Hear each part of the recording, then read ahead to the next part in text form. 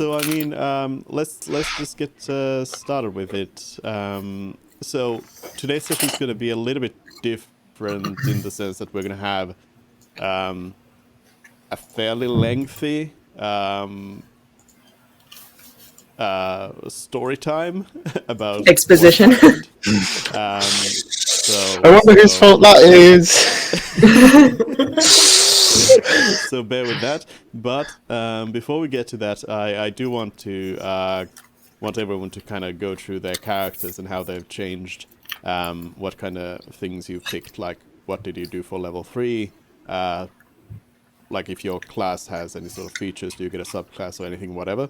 And as well, of course, for level 4, if there's anything there, whether you picked an attribute point increase or a feat or what you did, all of that stuff. And yeah, you can probably also like share your current spell list so others know what you can do instead of you know having to like think how can we solve this, and then somebody's like well, I could just cast a spell. Yeah. So yeah, let's go ahead. Is there anyone who wants to start off? Hold on, wait a minute. Yes. We're gonna... No. Yes, no. Yeah, go ahead. Who wants to start?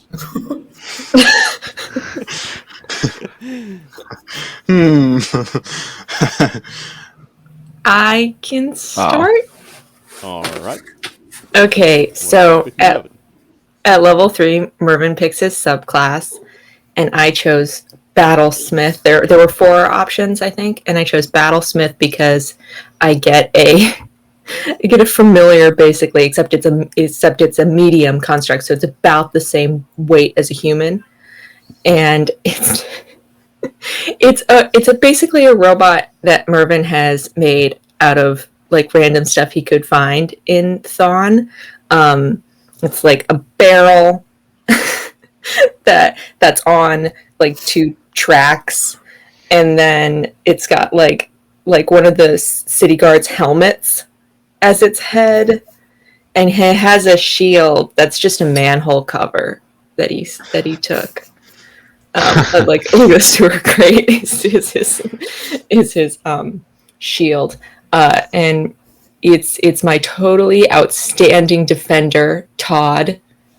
And he has stats, which I just kind of have written in his in the feat. So the interesting things about Todd is that he's immune to poison, charm, exhaustion, and surprise. So he can't be snuck up on. The robot cannot be snuck up on. And he has he's proficient in Dex and Constitution saving throws and athletics and perception. What else? Oh, like he has like 1 type of attack, and then there's all these rules of like what I can do with him during battle, which I will keep track of. And then does Mervin get anything else cool? I increased my dexterity so that my armor class and my sleight of hand would go up. And then my spells are the same as they've always been, because I just have access to like all of the artificer spells. I just choose 4 or 5 every day. No, wait, I think it's 5. And then I just have 2 cantrips, Mending and Firebolt. And that's Mervin. Firebolt is the gun, right? Yes, Firebolt is. I have said that it's a flamethrower, but it still has all the rules of a cantrip. I'm not going to try and like abuse that I said that it was a flamethrower. Okay, so I guess we actually have to get a token for your familiar then, because it's my sister drew one. medium. I have it. Good, I have good, it because Oh. it's like just a medium Yeah. creature. It Yeah, it moves. is actually yeah, on the field there. Yeah. Yeah, it moves. It takes its initiative directly after mine. It can move on its own and take its reaction on its own, but I have to spend my action to command it to do something for an action other than just like dodging.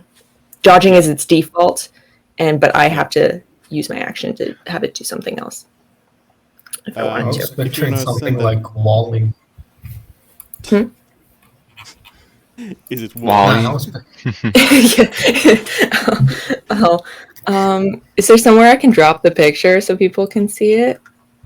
You can send it to me on just put it in Discord, and Discord, right? Okay. I'll add it to Okay. the game. And I mean, I can make it like an NPC character. Yeah, that it you can doesn't. control. So, Yeah, it never said. It never said if it. I don't think it can talk, but it can understand every language that I speak. But I think with the rules of familiars in D&D, I'm not sure they can talk, or like Only you can communicate with it. maybe. Is that Yeah, how it's supposed No, to be? I don't it'll usually know. specify if it can, but if it says, It didn't say anything. I like went yeah, through. it doesn't.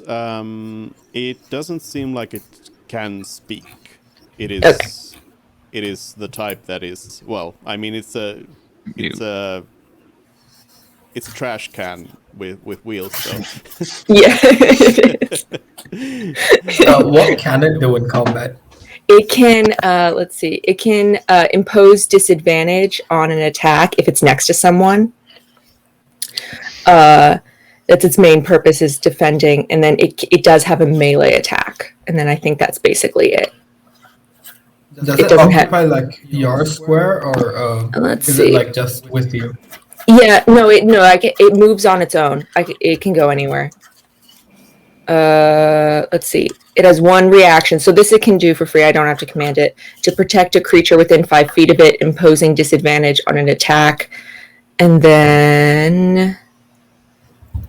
Oh, no, I command it with a bonus action. That's nice. Okay, great. I'm gonna Awesome. say that. Yeah. Yeah, okay. Demanding. Where is it? Wait, It has a melee attack, I know it. don't you get one of those other artificer things where you can increase somebody's spellcasting by 1 or something like that? So I did, Correct me if I'm wrong. yeah, I switched out a few of my things. I can switch them out when I level up, and I did switch that one out. I'm sorry. Oh, okay.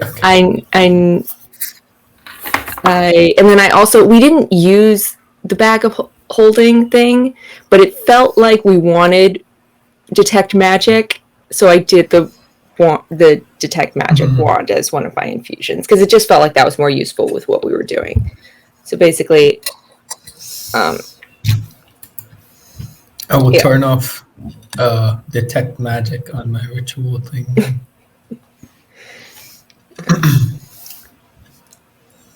it just has detect magic. Is it ritual cast?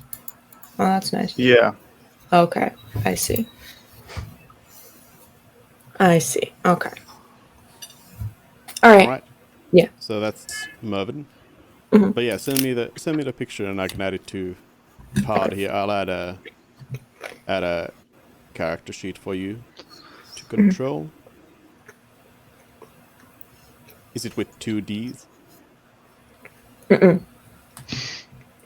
One?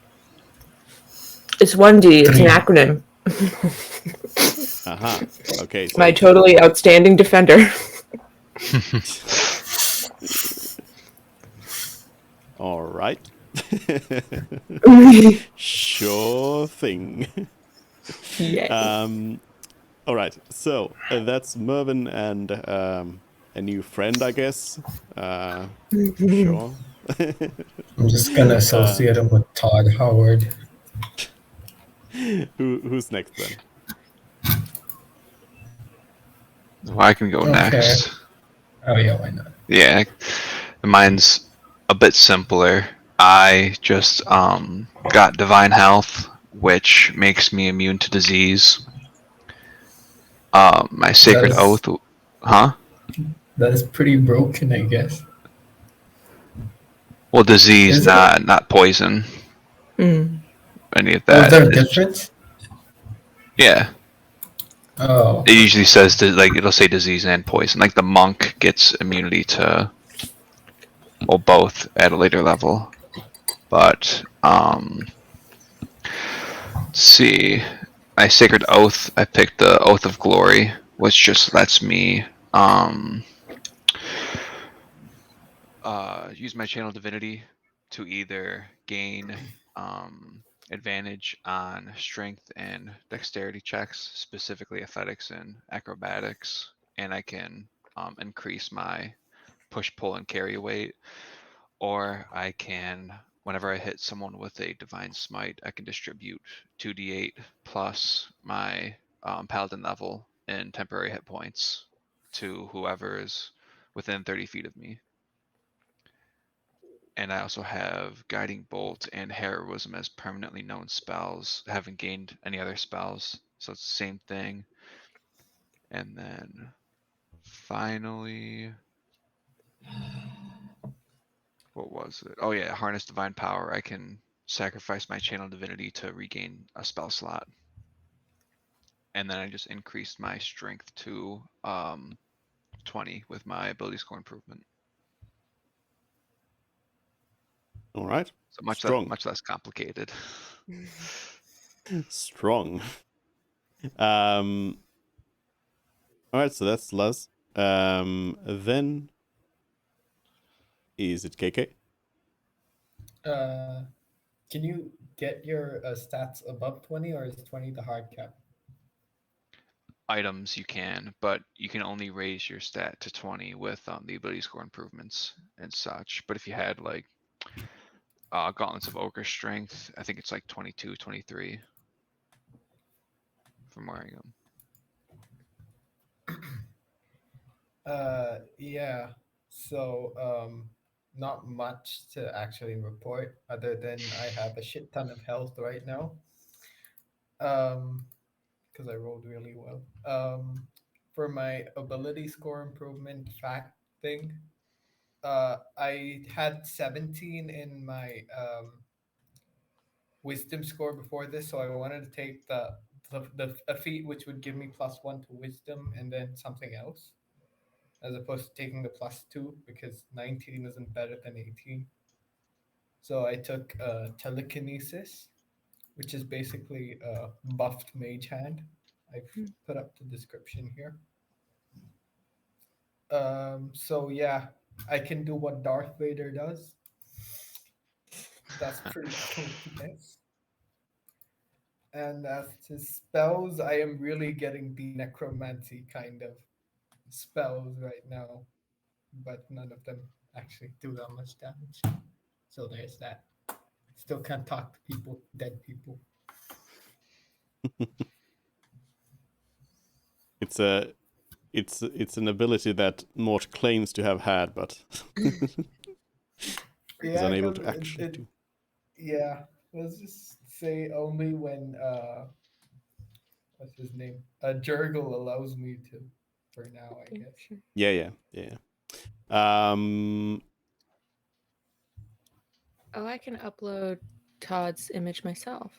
Look at that. Ooh. Here we go. But I actually have to modify Make it an real icon. quick. Okay. No, I need to remove the white background on it. Yeah. Prefers character sheet, I think. Okay. Yeah, you can always change it. Okay. But yeah. All right. Well, that's Mort then. How about Frid? Well, what I did is at level 3, I chose my college, and I chose the College of Eloquence. So now at 3rd level, I have a nice ability where if I make a persuasion or deception check, I can treat a d20 roll of 9 or lower as a 10. And then What? I'm then able to add my modifier as well. So that's rather nice. So nothing bad can happen to us. Well, Nothing super uber bad when we try and convince someone. if I'm doing it, yeah. Yeah. Also, unsettling words at third level. I can use one use of my bardic Nice. inspiration and choose a creature within 60 feet and roll the bardic inspiration die. The creature has to subtract the number from their next saving roll they make. So, could be useful in against a boss or mini boss. More so than like a large group of enemies, but we will see. Then I got the feat Dragon Fear. When angered, you radiate menace. So I increased my charisma by 1, which boosted it up to 18. So now I have a +4 modifier. And instead of exhaling destructive energy, I can use a use of my breath weapon to roar, forcing creatures within 30 feet to make a whiz saving throw, or they'll be frightened of me. And they're able to try and be unfrightened if they take damage, or on their next turn, I believe. And one other thing I got was expertise in certain stats. So it doubles my proficiency bonus in those stats. So I chose performance and persuasion for those. So I now have a +8 modifier for both of those. And the persuasion, I can't get lower than a 10. So on a persuasion roll, I'm guaranteed an 18 or higher, which seems rather fun. And on a deception roll, I'm guaranteed 16 or higher because I didn't choose expertise in that, rather being a performer more than a liar. As for spells, I'll briefly cover those. I swapped some out, so now for level 1 spells, I have Healing Word, Heroism, Sleep, Speak with Animals, and Detect Magic. And for level 2 spells, I have Suggestion and Zone of Truth. So not combative per se, more support utility. And I also got an additional cantrip message. So if anyone is within 120 feet, I'm able to send a telepathic message that they are able to answer. So good if we want to communicate without letting other people know, although it is something that I have to initiate. So that is one thing to note. But yeah, that's me. And I also now have 4 Bardic Inspiration die because of the 4 Charisma modifier. All right. That's everybody then. Anybody got any questions or anything about the others? How does frightened work in D&D? Oh, what did you say? How does what work? How does frightened? It freezes you, right? No, you have to spend your movement speed running away from the individual. Unless I'm mixing them up, it's very possible. Yeah, frightened creature has disadvantage on ability checks and attack rolls while the source of its fear is within its line of sight, and it can't move willingly closer to its source of fear, so it doesn't have to run away. Oh, I see, yeah. But it just can't move closer. And In a specific spell, it's dissonant whispers that's doing what you're describing, or you have to move away. Mm-hmm. Yeah, and I think yeah,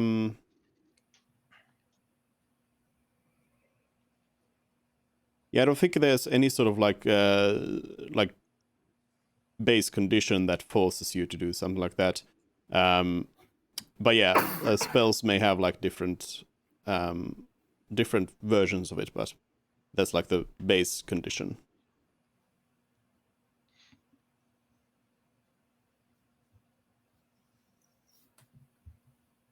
All right. Well then, why don't we? We'll have Kotetsu tell us about Celeste later on. But why don't we then jump into firstly what happened last time, and then what's going to happen this time. So, who wants to give us a quick summary of last session from 2 weeks ago? What went down?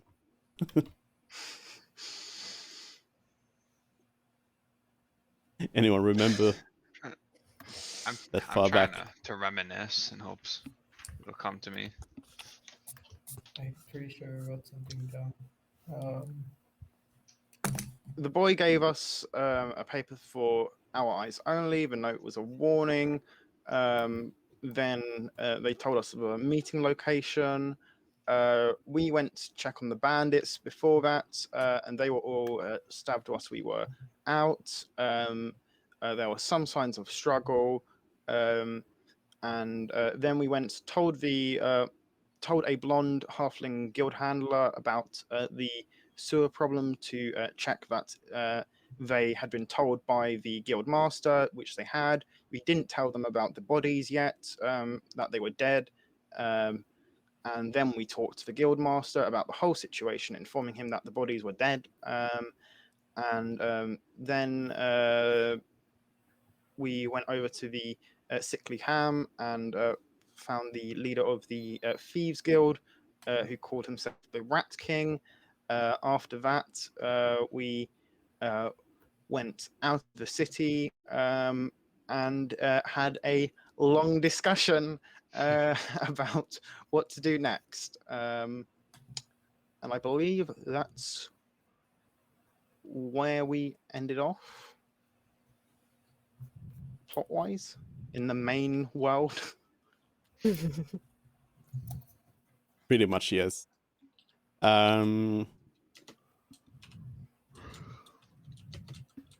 Yeah, I think that was pretty much all you did and all that happened. Hold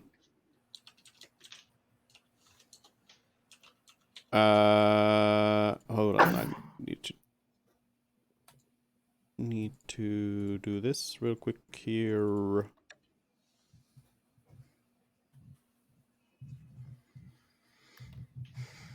There we go.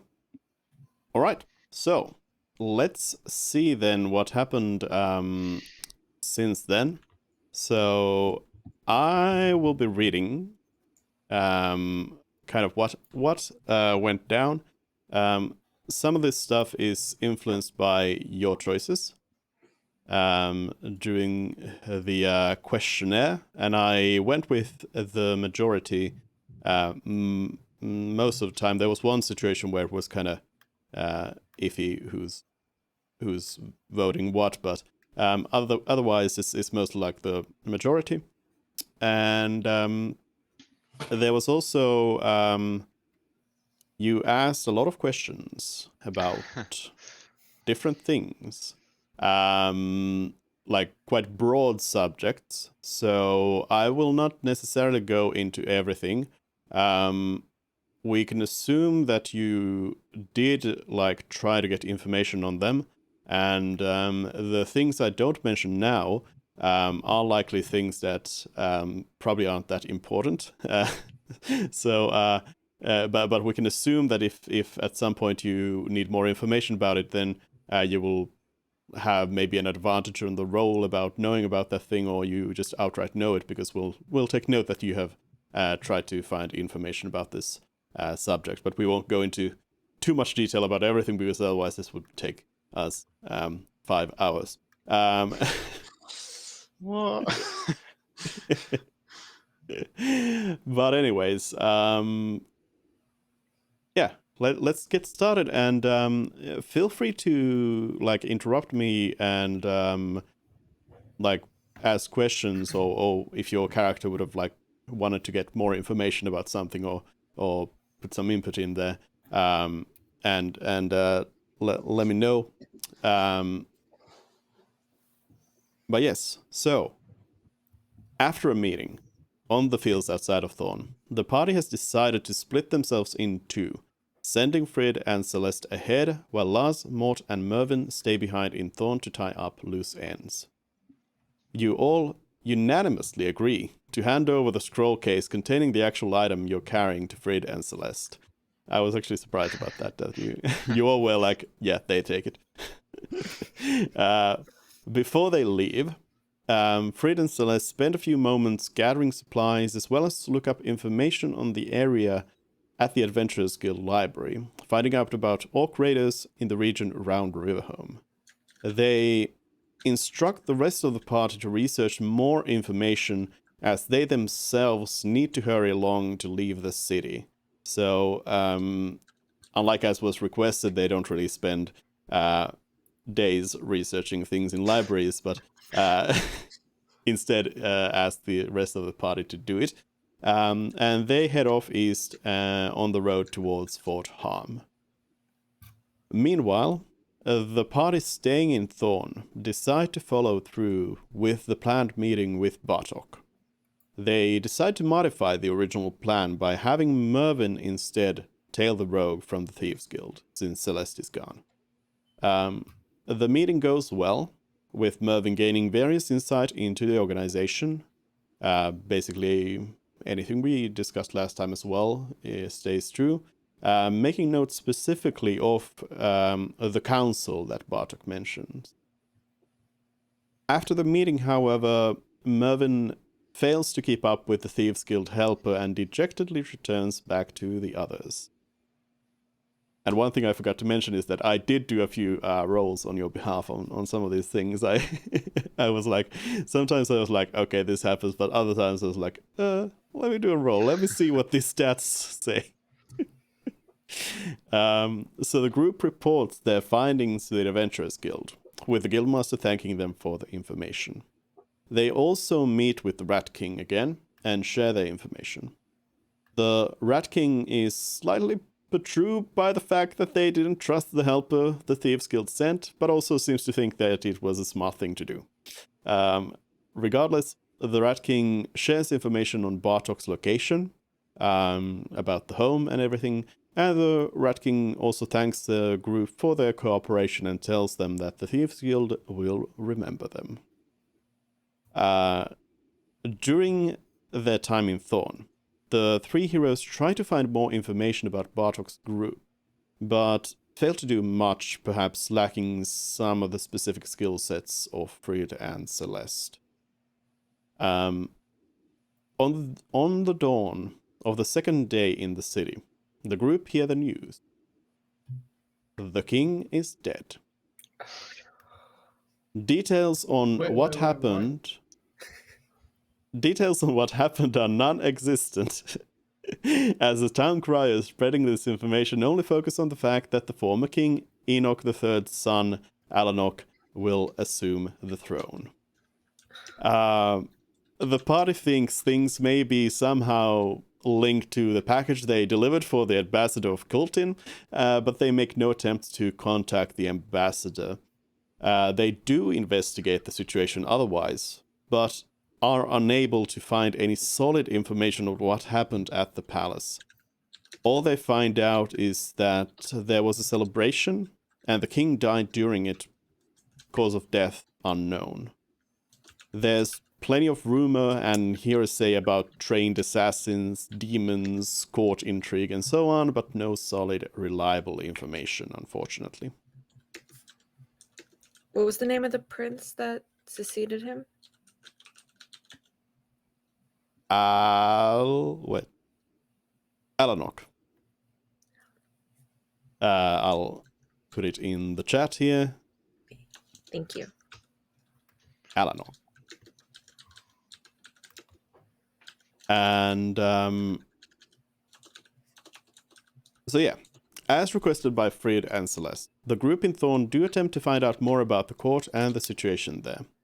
Prince Alanok was truthfully quite unknown to all of you, being very young. In fact, the now King Alanok is too young to rule, and as such a regent is to be appointed. You find out the regent is now Thanric, a human advisor to the late half-elf king. Thanric in the chat as well. Then we take a little detour to a specific side quest. I just copy-pasted everything from the questionnaire here. So the Platinum Cadre are at first dismissive of the party, as recent events have meant they no longer need help from the Adventurers Guild, recent events being the king is dead. But when they see Lazaldin, they do accept your help. The Platinum Cadre is a knightly order that is tolerated at best in Thorn because of their fighting prowess. They are used as an elite fighting force by the king, but are considered suspicious because of their zealous ties to Bahamut. Local myth in the Kingdom of Thorn speaks of a future disaster caused by an army of dragons, which has the local populace very wary of any and all ties to draconic deities or dragon worship. This usually doesn't outright extend to Dragonborn in the kingdom as a whole, but in the city of Thorn, they face some systematic discrimination because of the strong presence of the Cadre in the city.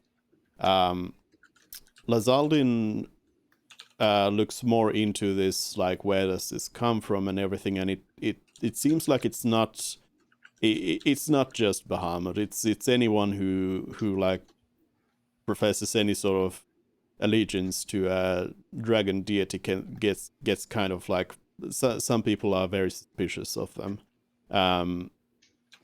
It's one of those things where it's like just like an ancient folk tale that just has somehow become really ingrained in a lot of people, and they just take it as truth that, you know, dragons are going to attack, and anyone worshipping dragons must then be trying to make this happen or something like that. So, but the situation is still kind of it's not like explosively bad or anything. It's just that Dragonborn are kind of, they in the city of Thorn, they kind of keep to themselves in a way, because there's a lot of people who just don't like the Cadre itself. But the Cadre ask the party to take one of their knights with them as they travel east to nearby Riverhome. What a coincidence. And and help the villagers there with local raiders. They promise a reward in gold and as well a weapon specifically for Lazaldin. And the group in Thorn, they agreed to this. They agreed to this quest, and they also accept the help of the knight who I am now going to attempt to pronounce the name of. The silver dragonborn is called Keparkardek Medlisa. I will write that in chat as well. That might not help, I'm going to be honest. In short, Kep. But yes, they accept the Kep as a traveling companion to Riverhome. It's like his mom decided to give him a disadvantage with her pregnant name. I mean, it's like a dragon name, so it's traditional dragonborn stuff. Before they leave, the group spends a little more time gathering information and supplies. They leave Thorn the next morning. Oh yeah, one note I made was that Lazaldin wanted to find information about the ranks of the Cadre, but I don't think that's something that you probably would be asking. I think that's something you would already know from your training. But basically, it has like a four ranks effectively, where you start off as like a recruit. Once you're or like base rank once you're done with your training as you are. Then you move up to be a knight, the proper knight. Above the knights are captains who lead the local groups, and then there's the Grand Master of the Order, who is the leader of it all. And within these ranks, then the kind of personal prestige of the person is what determines kind of the pecking order. Otherwise, but those are like the four broad ranks of the Platinum Cadre. And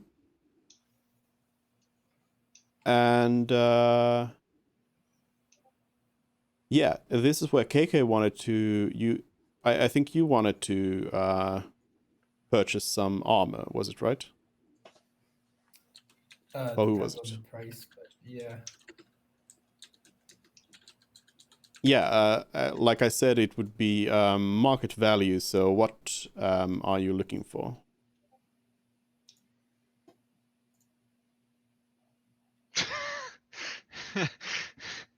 It's unfortunate. Oh, okay. Oh, did I lose connection? Yeah, Yeah, for a minute. Second. lost for a moment. If you said something, we didn't get it. Yeah, what was that? Medium armor. I have proficiency with that. Okay. For medium armor, there's Ooh, I can link a link in the chat here. yeah, no. If you go down to the table of armor, you can see kind of the stats of the armor as well as the cost of them. So I do believe you're not too rich right now. So how much Yeah, money we do you didn't have? really get anything. Yeah, not enough armor not enough money to comfortably buy Oh. armor. I'm gonna assume. In fact, yeah, you don't actually have money for anything except hide armor if you want to buy it. Nah. Rapier. How much would that be? Do you not already? Why would you? Do I have a rapier? Oh, I do have a rapier. Okay, good job. Wait, you have a That's- rapier? From where? I think I've always had. Oh, now I get the 20. Okay. Huh? No, I think I've always had it because it's been Warhammer and the other one is rapier. For the two weapons. Yeah, you get to have As two weapons when you make your character. a cleric is a mace or warhammer, scale. Then 3 choices of scale mail, like crossbow or a simple weapon. How did the rapier come? It's a Rapier simple is weapon. a what's it called? Martial weapon. Yeah, martial. Yeah.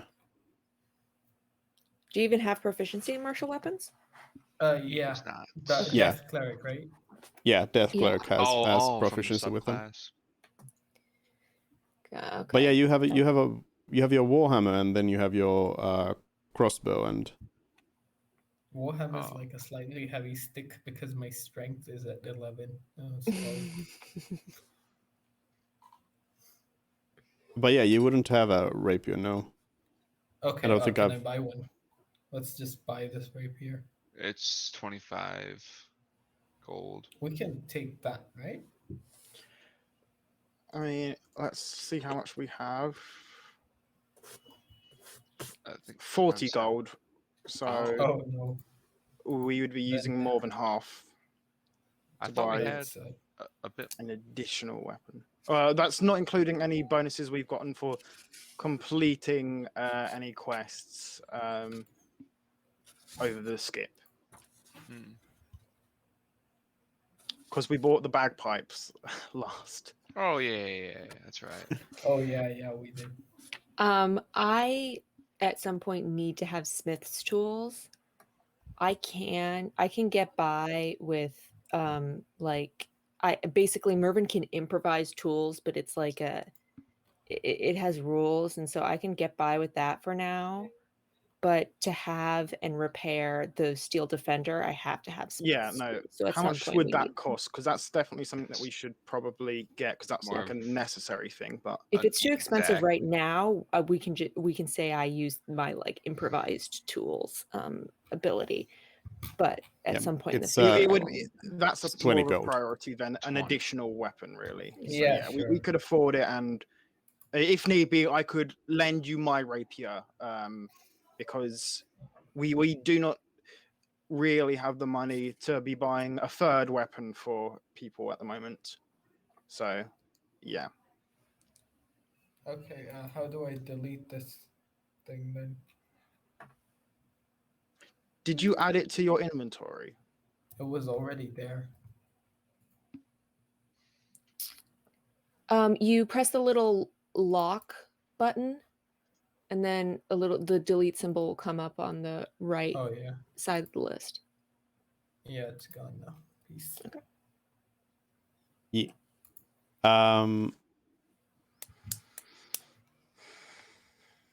That's about it, I think. Let's just summarize it. So, we managed to get the information about Bartok. Oh, we're not done managed- with the whole thing, by the way. Oh yeah. Uh-huh. No, I was just taking a moment to ask about the purchase you wanted to make. But yeah, if yeah, so yeah, so you one get the thing. smith's tools then. Yeah, I didn't Yeah. really. It was a little static for me when you were talking about the regent. Is there anything important there? Just Uh, that there is one. Yeah, not yet. No. No. Okay. All right. So you buy smith's tools for 20 gold, and that's all the gold you are using. The other stuff you like. Yeah. Lazaldin, I think, picked up a cloak, but we can put that in the same bill for now. So you can take 20 gold away from yourselves. So Celeste and Frid make their way to Riverhome without issue. They take up residence in the local inn, with Frid providing for them as a performer. The crowd is pleased. During their time, they meet a lot of travelers and look into information about the region, as well as the political landscape of the continent. Frid focuses particularly on any dragon sightings, as well as if anyone has heard of his father. They haven't. Darn. Nobody fits the description. Dragon sightings. Oh yeah, dragons is something you all kind of wanted to know a little bit about. I forgot to include it here as I wrote it, but so you yeah, apparently I just forgot about the whole topic. But but yeah, about the dragons is that you know that there's the place to find dragons on Lyvernia is the big mountain range that splits the continent. So there it is known that dragons reside in some of those mountains in large caverns and such. And in general, there's of course different kinds of dragon sightings all around because it's Dungeons and Dragons. But that's kind of the like main place where you could imagine to find any. But anyways, locals seem to be pleased with the rule of King Enoch III. The royal family in Thorn is a mixture of humans and elves, likely mirroring the kingdom's location between the human kingdom of Arn in the north and the elves of the Wooded Realm in the south. They know the king has long tried to keep good relations with the Empire of Colton, fearing the Empire may wish to expand beyond the Great Ridge, the local name for the Great Mountain Range, polluting the continent. Nevertheless, the Kingdom of Thorn has also prepared for defense by attempting to rally together an alliance that would include among smaller factions the Wooded Realm, the Kingdom of Arn, and the Dwarves of Stoneholm. Information about the king's demise comes to Riverhome with slightly more delay than at the capital city, but you do also hear about it eventually. Rumors say the now regent Thanric was one of the advisors working more closely with the defensive aspects of dealing with the Empire rather than the diplomatic. On a lighter note, a tournament of Farkle is held at the inn.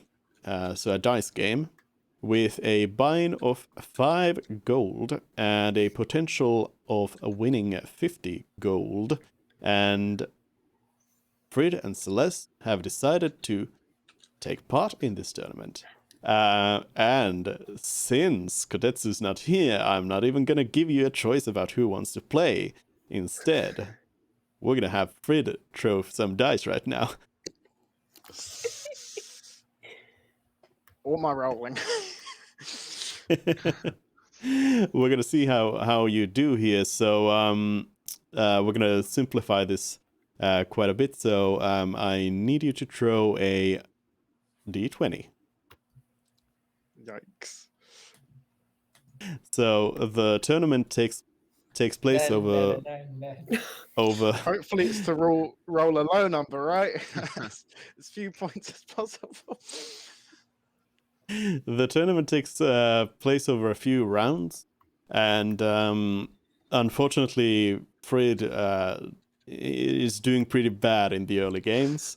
But I would like you to roll another d20 now. Yay!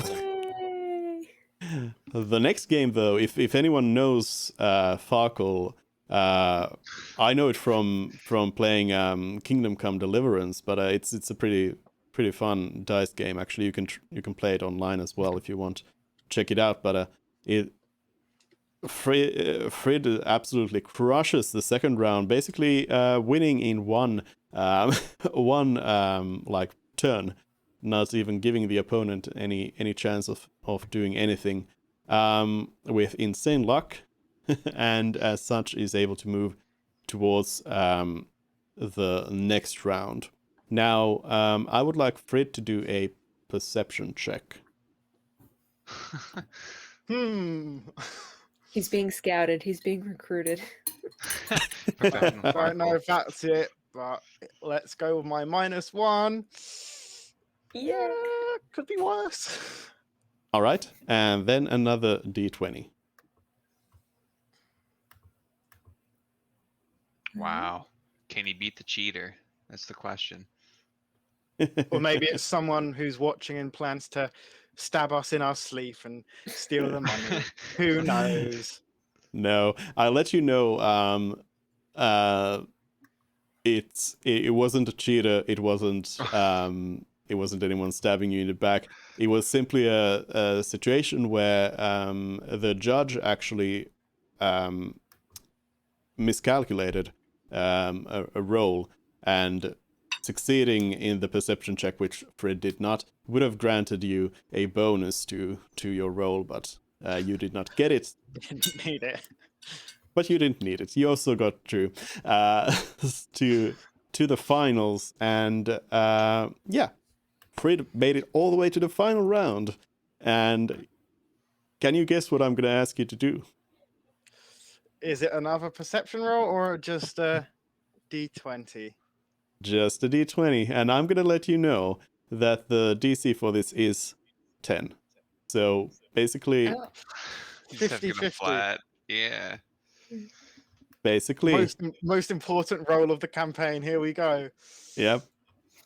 No. Oh. Wow, that's unfortunate. So Frid rolls the dice, and doesn't quite get in there. You get a very high score, but your opponent is able to get the target score first, though. So unfortunately, you lose your 5 gold. But it was a Damn, good. there's no runner-up prize. No, It's all or no, nothing. unfortunately. It's cut the rope. Yeah, it was just a prize pool for all to get. But yeah, unfortunately, you lost all your money gambling again. It was looking pretty well, so you know. It was. Yeah, and all things considered, 5 gold. I feel like it was worth it. Yeah, you could have Goodbye, money. gotten 10 times that much. So what does that put you at? 15 gold, I think, is your new total, give or take.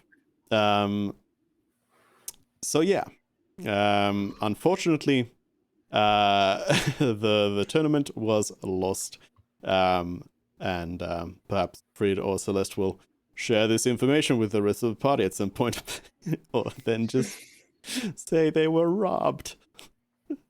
But the party from Thorn make their way to Riverhome with the Platinum Cadre Knight, who is a silver dragonborn cleric. They arrive at the village in the evening of the 4th day since the party split up. So just in case somebody's keeping tabs on that, you've spent 3 nights there between the split. Doesn't really matter in that sense, I suppose. But yeah. So that's that. You meet up in the evening at the inn. You are all again reunited with each other, and you may, I don't know. Anybody got anything to say to anyone? Oh, before we go there, one thing I wanted to note was that Frid. Yeah. I just realized I should have said this before everything. Well, you gain inspiration by seeing your friends now, but you have inspiration for sticking up to your beliefs, and also very much like sticking up to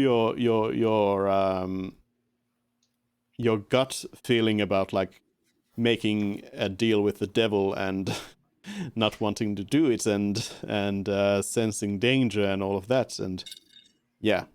So Frid has inspiration, so you can use that Woo. whenever you choose.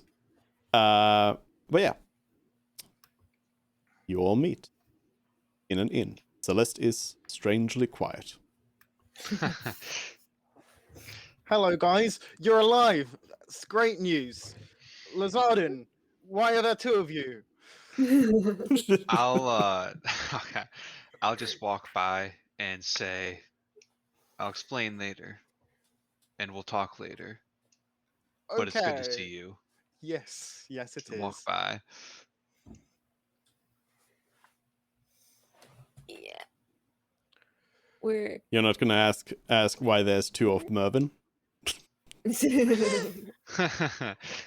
No.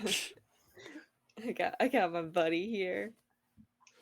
I can see. It's a spitting image of you, Mervyn. Oh, thank you. Yes, he's like a son to me. Excellent handiwork. A very as stupid usual. son. He has -3 intelligence. the robot. That's just impressionable. That's it. Yeah. Yeah. So, I'll let you know something right off the bat. You need to be very careful about their specials here. They're rather expensive. The special last night here cost the two of us 5 gold. Outrageous prices for food.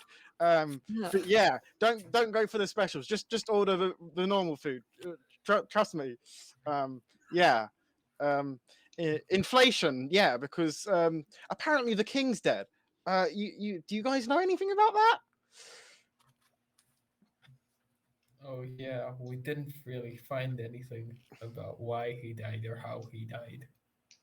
But I'm sure it was with something to do with that ambassador. I'm sure. But these guys held me back, so I couldn't do anything. Well, it's good thing that you didn't stick around too long. And I told you it was bad news. Just being around there, I could smell something was off in that city. So let's just move far away, honestly, and do something else to all this crime and debauchery. Right. Are we gonna just take the normal road to Farn Lawson, or do you guys want to make any other detours on the way? What we have, I won't say that. Lars isn't there, but we do have stuff to do. Yeah, no, Well- just Fort Harm. When we get to, I think, there's nothing in between here and Fort Harm, really. Yet. Yeah. Yeah. Once we get to Landris, we can decide if we want to do the road or travel on the river. But beyond that, I don't think there's any other way to travel because we have to get through the mountains. So it'll be a long trek on foot, I suppose. Shall we leave tomorrow morning? Oh, don't we have to do the? We're the bandits. We're the bandits. My character wouldn't have been told about that, and Right. Lazardin said he would talk to me about that later. So Yeah. But I guess genuinely couldn't recall if it was in this town right now or if it was in another. No. It's this one, Okay. right? we're currently in Riverholm. Yes. Yeah. That's right. Yes. Okay, I couldn't remember after the information dump. I wrote everything out. I guess when I'm like really confused, I turn to the other dragonborn. Right? This is where you're meant to be, right? New best friend Lars number 2. Lars Yeah. second. Yes. What's the name, Lars Kek? number 2. Kep says, yes, this is where we are supposed to be. Yeah. We must defeat these rogues before they cause any more harm to the local people here. Yeah, we're great at our jobs. You have nothing to worry about. Did anyone take notes for the recap? Yeah. I have some, yeah. Can you just put them up, because I feel like I'm gonna forget it in 10 seconds if I don't keep. Okay. Don't have I mean, they are very much in note form, and I put them in my own Discord. So it's all in jumbled up messages, but I'll put the notes I've taken today in Tavern. Hopefully it fits. Yeah. Okay. So that's my disjointed note taking. Yeah. Oh yeah, that's good. Thanks. Cool. Kep. We're gonna call him Kek.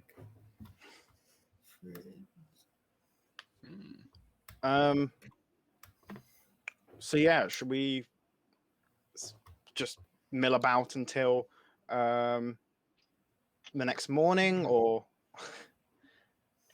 Is there anything that needs to happen tonight?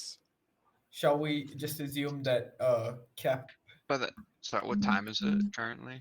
Oh yeah. It's late in the evening. It is bedtime. Oh, okay. It's bedtime. Unless you want to dance and get drunk. No. Again.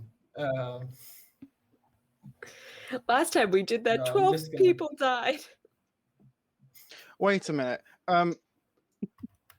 Celeste and I, you said that we're paying for this with my performances. Is that providing 2 rooms or 1 room? Depends on if you want 2 rooms or 1 room. Well, I think this is up to the DM's discretion of how good my performance is and how generous the owner of the place, the establishment that we're staying at feels. Is it worth 2 rooms, just my performance, or is it 1 room and we have to share and cozy up? Well, I mean, if what I mean is, if you asked for 2 rooms, you would have gotten 2 rooms as well. Yeah.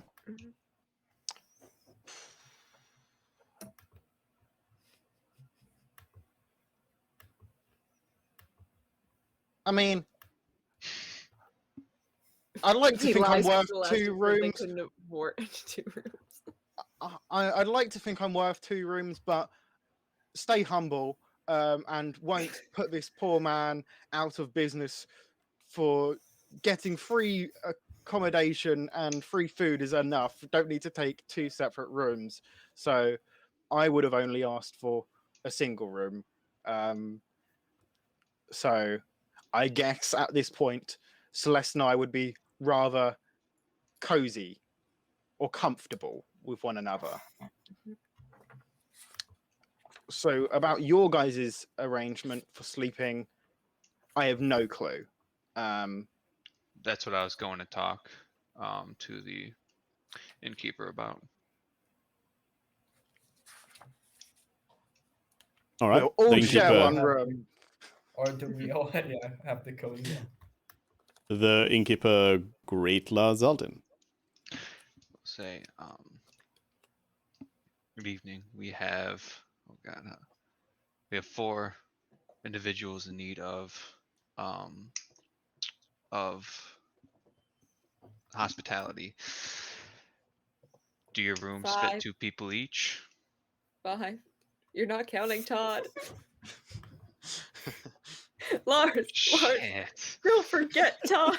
He I'm kidding. forgot. The He scout absolutely quality forgot. doesn't Todd count. can stand outside. It really gonna say, is that he doesn't have to sleep and he can't be surprised. So like we could actually just like leave him somewhere, but I'm just So the 4 stays for now until it's corrected. Yeah. The innkeeper looks you up and says, since there's nobody else here right now, I can offer you rooms for, let's say, 3 gold pieces. And for how long would we be staying on the cost of 3 gold pieces? 12 hours. I assumed you meant for the night. Ah, We'll say 3 gold pieces per night Extortion. for all of you together. I'll look back at the group and I'll say, I'll be right back. And I'll go I'm just back gonna to the go, group Barkin. and I'll say, is this the only inn in town? They're charging 3 gold pieces just to stay here for the evening. Frid wildly knows it expensive. is the only inn in town. Yeah. 3 gold pieces a night. Poor. Wow. Kep, you have anything to contribute? Well, I mean, maybe I should have taken him up on his offer when he at first said that we could take a room each. This is expensive now. Maybe it's best if, I mean, I can understand if you don't want to, but I mean, maybe it's best if you guys sleep under the stars tonight, if you're catching my drift. Look after the wagon, you know, for security. Mhm. I'm just gonna nudge the one with the highest charisma to bargain with. Just nudge the bard. God. Okay. Fine, I'll ask him for a discount. The innkeeper who you are already well acquainted with, Fried, is surprised. Oh, they are with you, my good friend. In that case, certainly they can stay here for 1 gold for all of them per night.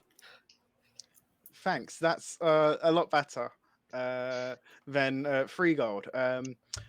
It's been great performing here. I'm glad the crowds like it.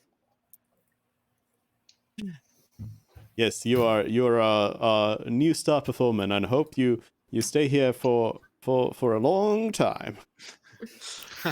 I'll stay as long as I can, and you'll always have my patronage should I stop by. All right, so yeah, you can. So again, to reiterate, it's one gold piece for all of you. So you just pay a piece of gold for the night, and you Any all reason have a. why you didn't make me roll a persuasion there to make it cheaper? Or would an automatic 18 Ohio have been enough? Because you already had the advantage of having their they are already thankful to you, and so they automatically gave you.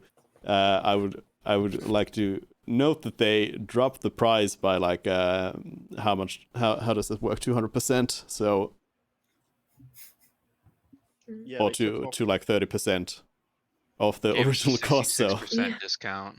yeah. So a so big chunk. that's a big one. So that's why I did not ask you to roll. Well-established musician. But yeah, you have rooms to stay in a. It's a pretty modest inn. It's not like really exuberant or anything. There's probably some better rooms that you could get if you paid a ton of money, but just for basic lodging, it's pretty modest. Not really worth the price, but Better than the basement in the Adventuring Guild, I'm assuming. yeah, definitely. But you can clearly tell that it is the only inn in town and in the region, and it happens to be like a days away from the capital city. So I think the owner just knows their worth. It's a tourist city. It's what a tourist town. It's the prices Yeah, of the I thought, crappy motels outside Disneyland. I thought gold piece was like a year's worth of labor for normal people. Is that wrong? No, it depends on what you do. Like, sure, for somebody, well, a gold piece is not that much, really. Again, it kind of depends on in my what you mind, do. 1 gold was somewhere between $20 and $50 American dollars. Oh, But that, yeah. Well, actually, That's more it. That's in my calculations, mind thanks. based off of everything you've said, like which things cost how much. But yeah, I don't know what the like technical rules are, but of course, things cost what It's Duke like, say they cost. So yeah. I suppose after we have that established, I'll say, well, thank you, Fred, but we should meet in the morning. We have some bandits to take care of for the town. Bandits? Bandits. We'll do more details in the morning, but it's late and we've traveled. Sure thing. Let's rest up then if we've got some bandits to take care of. So, Frid, actually, you would you would be aware of the Orc you would raiders? you would be aware of the orc raiders in the area, yeah. And well, okay, well, the two groups haven't exactly communicated this with each other yet, but you are both knowledgeable about the same group. Okay. same orc bandits, orc raiders here. So you do know what this is about, and the group here in Riverhome, Celeste especially looked into the group as well. And what you know about the raiders is that it's a small group, not numbering maybe 10 or so, not many orcs at all. They are led by a fierce orc warrior who seems to be the glue that is holding the raiders together as far as the locals can tell. And they seem to be kind of they seem to be kind of wandering around, that they don't have any sort of like permanent base anywhere that they are coming out of, so they are pretty hard to deal with. That's the gist of what you know about these orcs. Just a thought, but does anybody fancy an orc raider in the party? Should we try to recruit him? Is there anywhere? I guess maybe I'd go up to the barkeeper to ask this. Is there a specific place in town that the raiders hit regularly, or do they just kind of like go into people's homes? Well, it's like a farming community mostly, so they like steal food and such stuff. Sometimes it's some of the like traders and merchants that are traveling through the region, but for the town itself, they usually just like come and grab something to eat. Okay, all right. And loot and pillage. Just like Right, sure, yes. destroy stuff. Right. One important thing to ask: have there been any deaths because of them?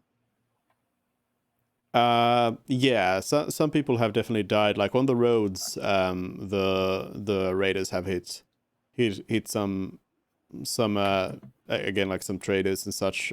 People have died in those, and also in the town itself, some of the local farmers have been killed in the raids.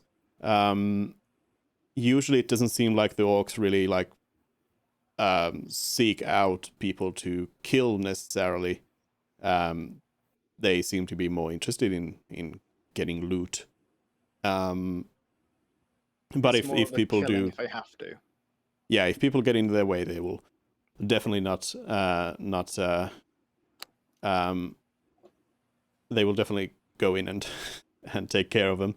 And the town itself doesn't have like any sort of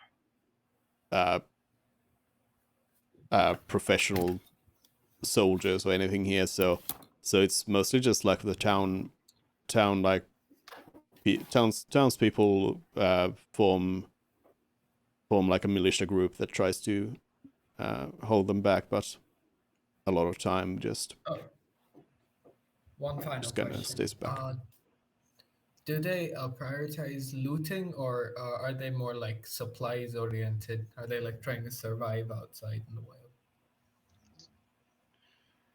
Well, the townspeople don't have a crystal ball into their motivations, but like I said, as far as they can tell, like it's a lot of time it's mostly just like food stuff and other such supplies. So is it just Fred and Celeste that know about the local militia that's been assembled? Yeah. Okay. Yeah. Shall we? And it's lay not like a trap for permanent them?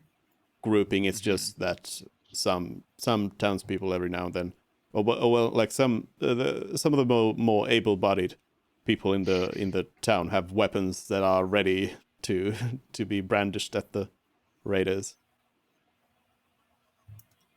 Shall we lay a trap for them? I think we were just learning, finding Yeah. out what we knew Yeah. about the situation before we actually even went to bed, and then in Yeah. the morning Oh, we'll yeah, yeah. regroup and Yeah. hopefully piece together a plan with the different things that our characters know. Here's Okay. another for our planning montage. This is Because coming up. I mean, Lars doesn't really have an idea of how much Fred and Celeste know. It's clear that they know a lot, which is very good. Okay, shall we go to sleep and then share our information, or no? Works for me. I don't have anything else to do for the evening. Yeah, sure. Yeah. All right. So you all go to sleep. You have a nice rest. But in the morning, before you wake up, you are woken up. You hear the town, the village bell being rung.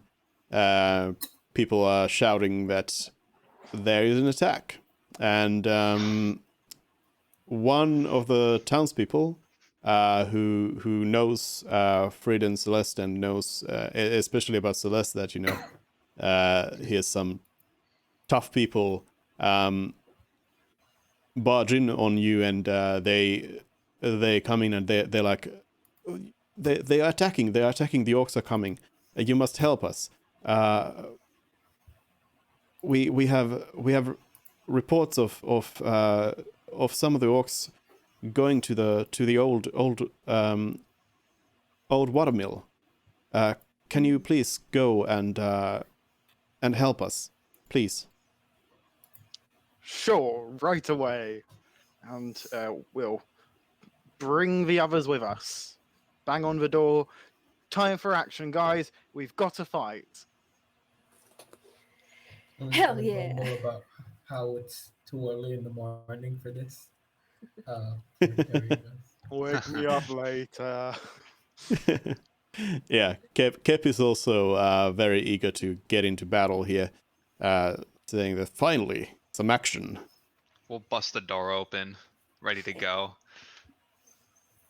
All right. I close. I Where are we close the going? door behind like the other person who leaves so that I can kick it open when I leave the room. Do you then close it so that Todd can kick it open? I was gonna say, yeah. Just do kind of a reverse Ratchet and Clank. He's carrying you. Yeah. All right. So you all then rush over to the mill, which the local group would have known about where it is. So you. Would they be running with us, the people that know what's going on, or did they just tell us and then ran? We'll, If we wanted to ask more questions as we're we'll- running. Yeah, we'll run with you. We'll because I don't really have much to grab to go into battle. Mhm. And I don't know about Celeste. Maybe I guess I'm she's preparing my spells as we're running. yeah, just tinkering something. But yeah, I'd say we're running together. Okay, then I would ask. Are we not Say- taking the donkey? Not into battle. Battle Oh, wait, how donkey. far away is this? Oh, it's Other this side of house. town. It's a simple walk. Oh. Yeah, it's in the town. We got a 3-mile jog. I'll make armor for the donkey next time. But you do have time if you for a short discussion here as you move towards the mill. If you have anything you wanted to say to each other. Kill orcs. The reports say this should be a group of orcs. We found out that they're probably no bigger than 10, with a strong leader. And so far, their targets haven't been particularly money oriented. They've more been based on food and goods that they need. So there may be a non-lethal way out of this, but they've killed many people. So justice needs to be done here. I'll say good information, Fred. I'll go to Cap. Where do you want to be in this battle? I will be in the front. Nod, you're with us. Those two are in the back, and I'll point to Fred and I guess 3. Fred, Morton, Mervin. Yeah. Because that's where I'd assume they'd be. We're I'd the- say- More the could really go delicate in the flowers. middle. Tile below, behind. Right, you. yeah. And then I'll say, and then it's us on the front, and I'll point to Celeste, and then the 2 of us. It's gonna be like a Y, isn't it? Celeste and Lars in the front.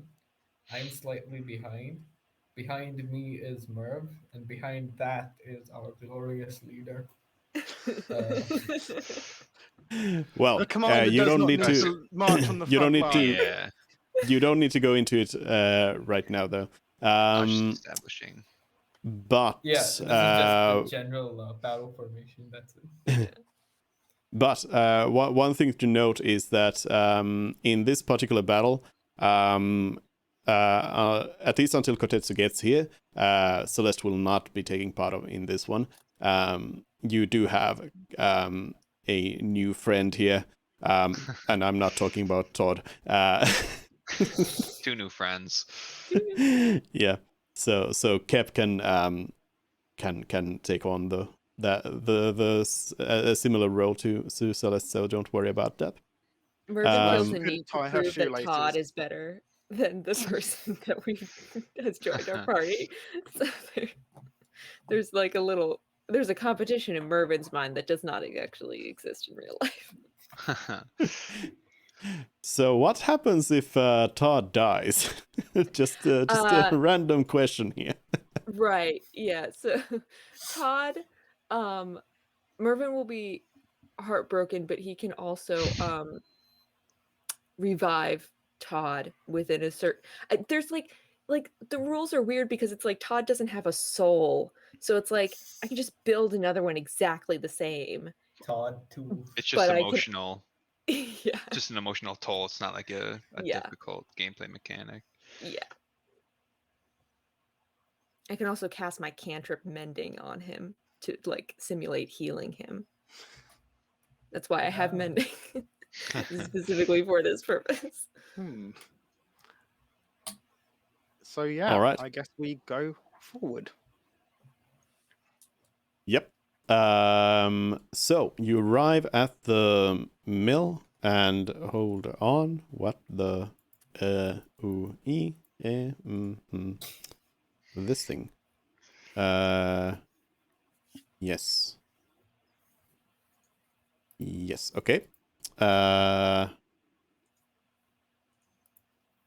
No. Why are you on the wrong layer?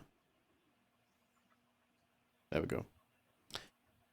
So, we are brought into a battle map. Are we? Why is it Yep. not changing this? Oh, Yeah. yes, we are. So, before anyone does anything,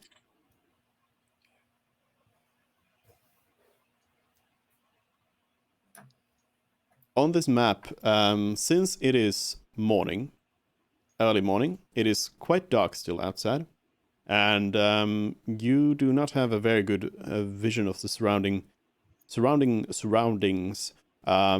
But on the map here, you can see that there's some like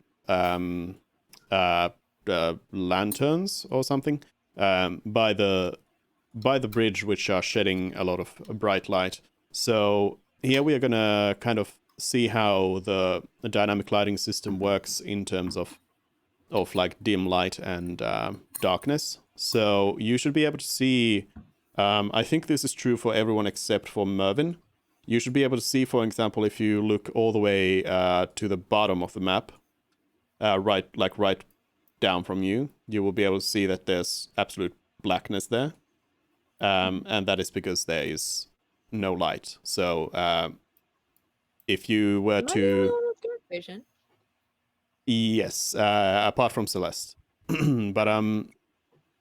But yeah, if you were to, why is it not doing it here for the? Just by the way, Todd also has dark vision. Oh, okay, fine. I'll adjust I'll adjust it.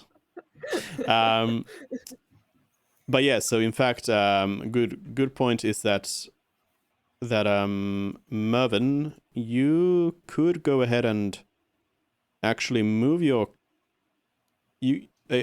token like all the way up north. You should be able to see where there's supposed to be darkness, but your dark vision should give you the ability that you see kind of a dim red hue on it. I see. Yeah, there's quick a question. border just kind of moving around. Yeah, It's just you can more see like river. there's a red tint to it. So that is the area which is darkness, which you see as dim light. So it's just something that you can kind of tell then. So you know what other people are seeing as darkness, but you're seeing as dim light, as opposed to Legolas, actual dim light what that do everyone your else sees as dim elf eyes light. see? Mervin, what do your half elf eyes see? Oh, it's there's a field over to our left, and then to our right, there's like a that's a stone wall that I can't. Yeah, there's Yeah, like but anyways, you all oh, that's the wheel. I see the you, wheel. I see the wheel now. Okay. yeah, you all do see like what's on the map. You can all see, but just so you know, because of your dark vision, those dark areas will be lit for you, but not for others. I just wanted to demonstrate so you know what the effect is when you're moving your token around. Nobody else sees this, of course. For anyone else, darkness is darkness, and you need a light source. But yeah, the red area that I created this rectangle at is one where I'll let you now choose how you want to stand around here. Kep wants to go in the very front. It sounds like Cap's name is like you just smash the keyboard and see what solid you got.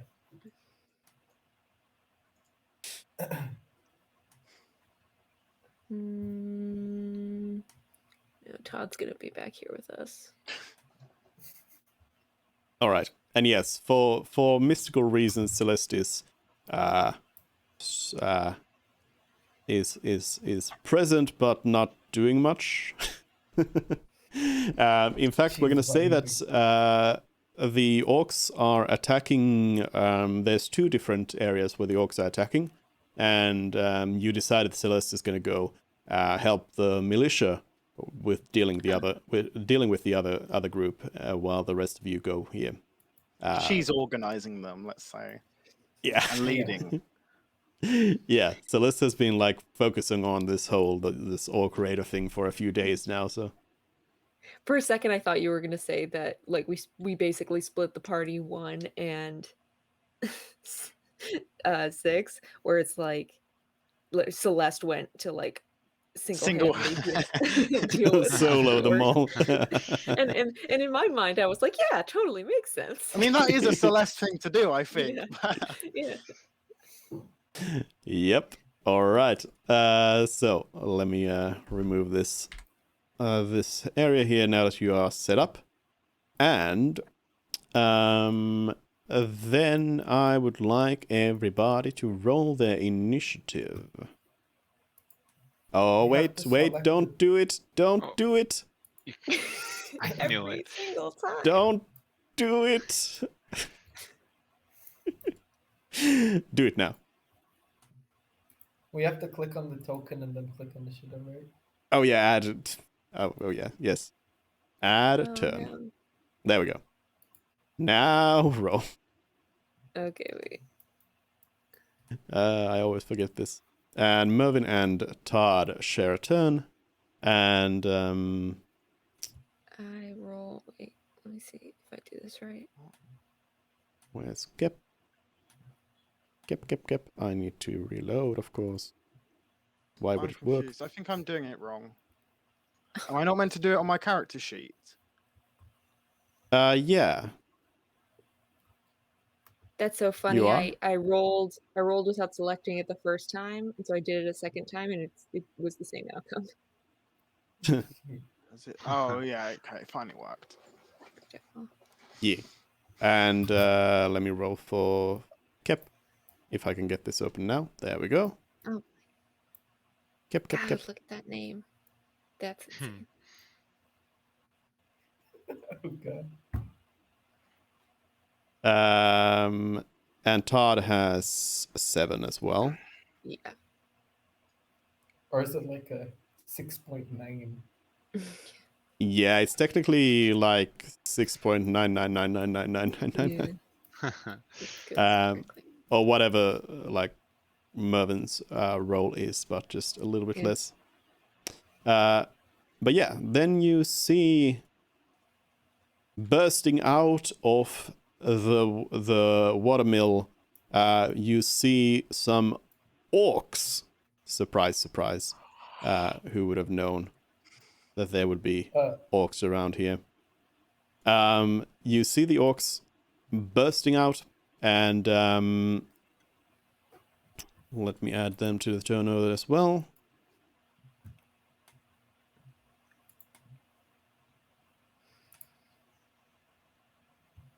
What the? No!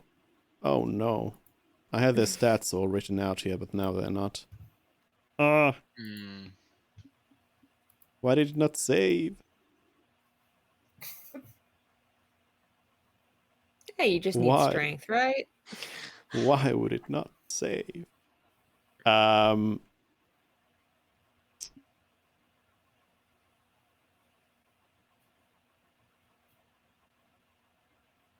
Let me get the numbers in here.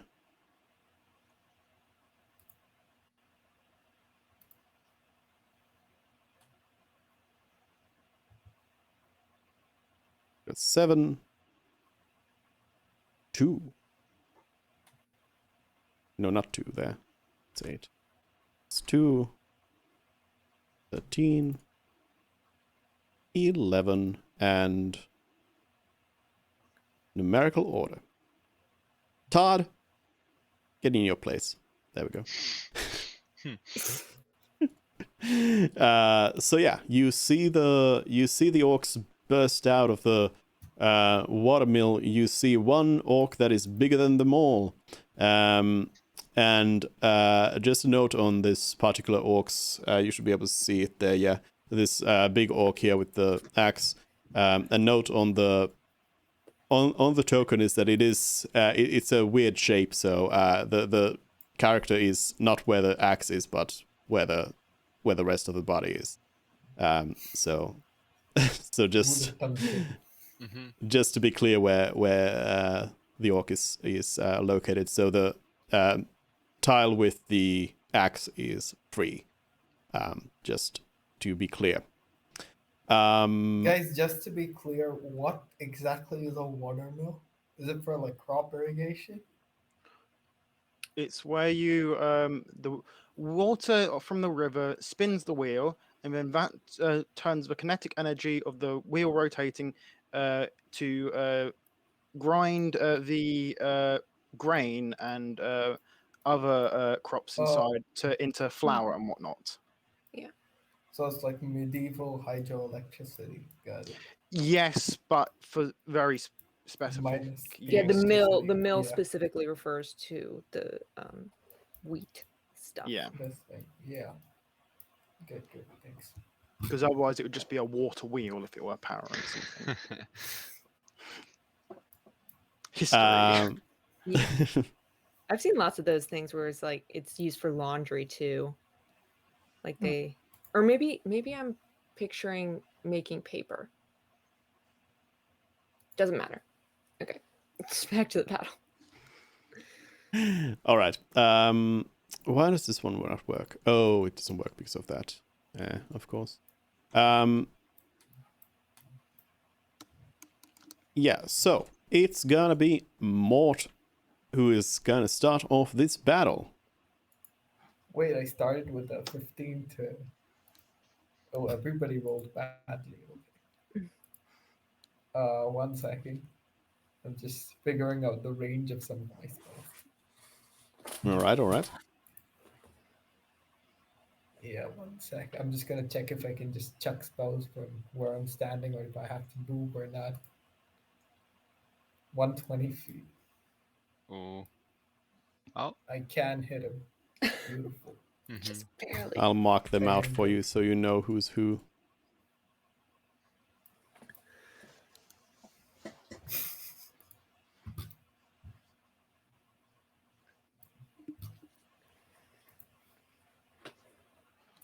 I'm gonna cast Chill Touch on Orc 1. Chill touch. That's long touch. So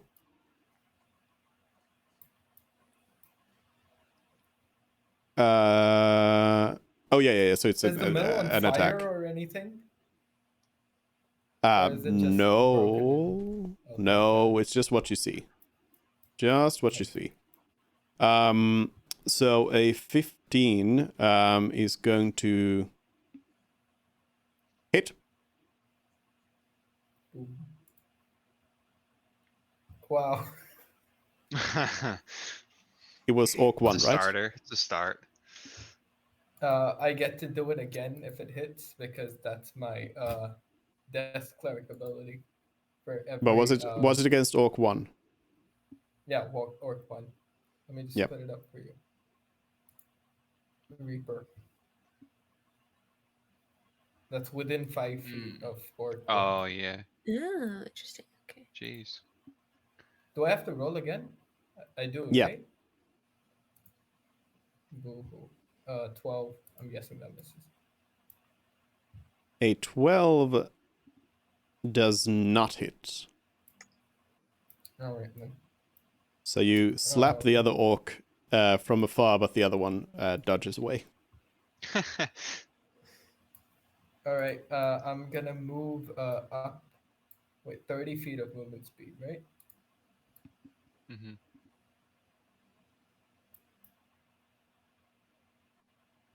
Here, then. Is this okay? Why is it doing it weird like that? So you can just do six spaces. You can move Does diagonal count as 1 or 1.5? one. 1. 1, 2, 3, 4, 5, 6. Yeah, that works as well. All right. All right, I'm good. That's the end of your turn. Okay. Yeah. Yep. Yes. Okay. Then it's Orc 3. The brave orc fighter here looks at you aggressively and and sees that there's some people who are now trying to attack them. So they move in to strike at you as well. Let's see.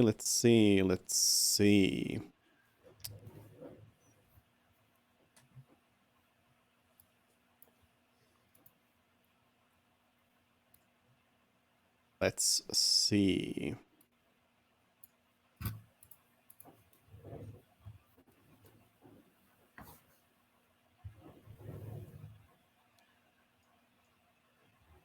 The orcs are they are equipped with these big axes, and on top of that they also carry some javelins that they can or one javelin that they can use as well as you would use a javelin. So this orc is gonna go ahead and run.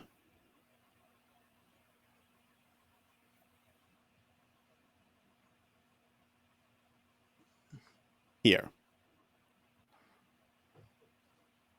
It moves over here, and it's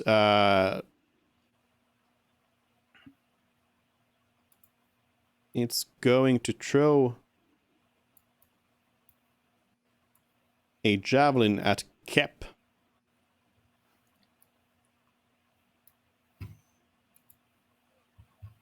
See.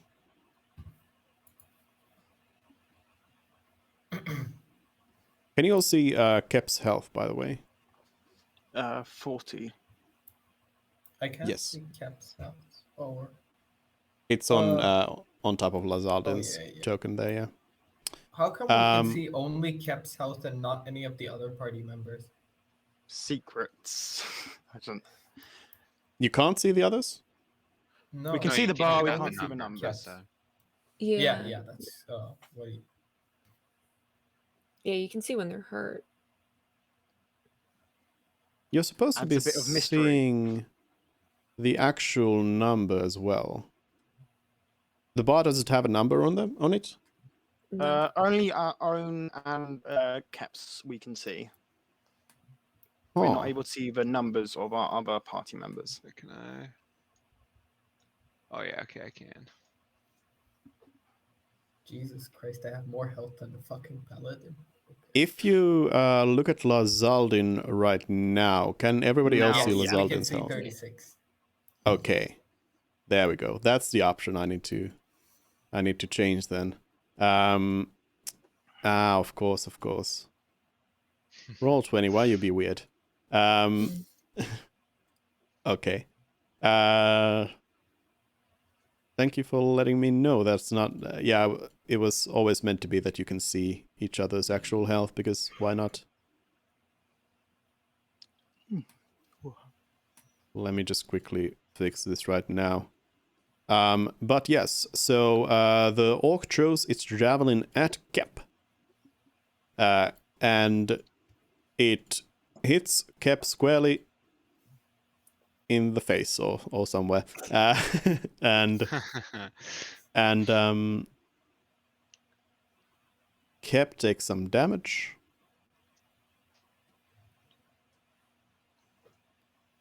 Once I save this. So now you should have all the information you should have. So Kep's gonna take a few points of damage. How much? Why does Todd have more health than Marvin? He has one more. Todd is the defender.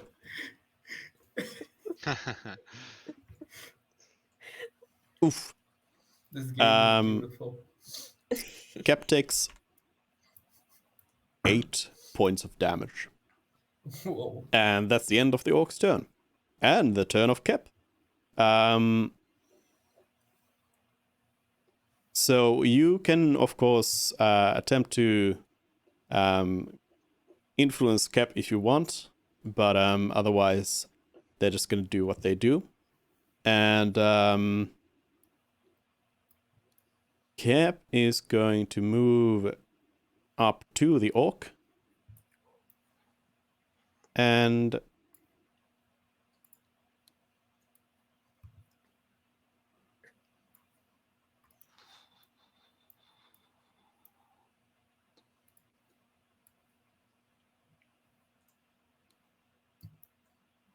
Kep goes ahead and strikes at the orc with his greatsword.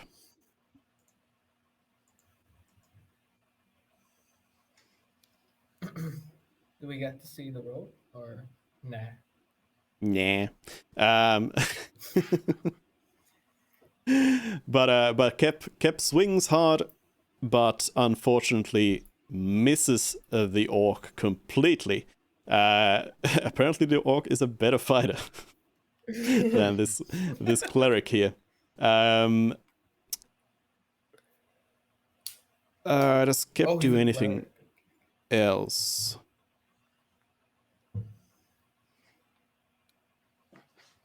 Is the question. Does he have any bonus actions? If he's a cleric, he can cast healing word on himself as a bonus action? Well, I mean, that all depends on what kind of a cleric Kep happens to be, and Kep's not a player character, Yeah. so it's not exactly the same. Kep is going to go ahead and is this? Yes.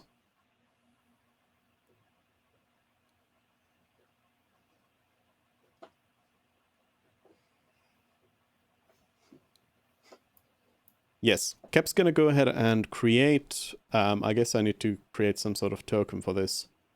I'm just gonna go ahead and use this for it. Kep creates a kind of a floating spectral weapon behind the orc. Another great sword, which basically looks like it's, well, that's close enough in the sense that it's like a it's similar to Kep's own sword, and it's kind of glowing a holy yellowy light sort of thing, and it also swings at the Oh, is this spiritual weapon? Orc. It seems like it is very much similar to a spiritual weapon spell.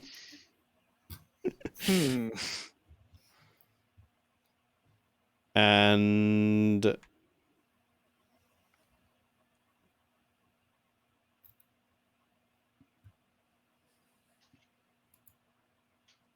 all right. It hits. So even though Kep's own swing kind of misses the surprise back attack here, succeeds and swings hard at the orc. I'm here. And that's Kep's turn. Oh, Kotetsu's here. Yay! Sorry it took Oh. so long. I got sent shopping the moment I got back. Welcome in. It's okay. All right. Well, in that case, we'll bring Celeste in after this round. Dude, my whole screen is black for some reason. What is black? The whole screen. I had to refresh because and the whole screen is not black. Do you have vision? No, not at all. Oh, Maybe I can you only should- see my token. Oh, well then just move it around a little bit like Oh that. yeah, now it's back. Yeah, there we go. Yeah, if you refresh and you only see your own token, then you can just like move one tile to the side and back. Okay. But yeah, let me bring Celeste in here. And token layer, so I shall add a turn to Celeste. Celeste will have an initiative of 0.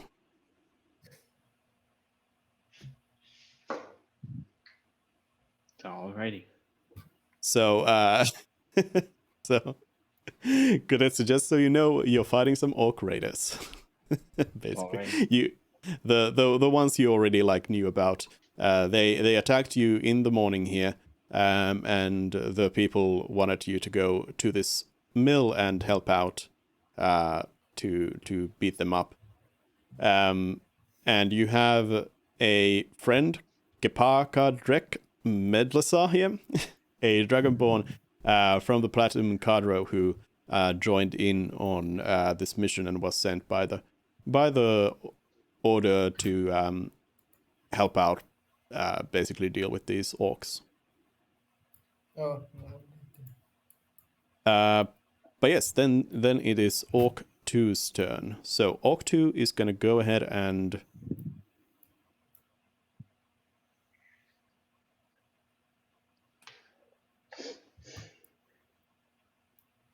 and run over to Kep. And swing away.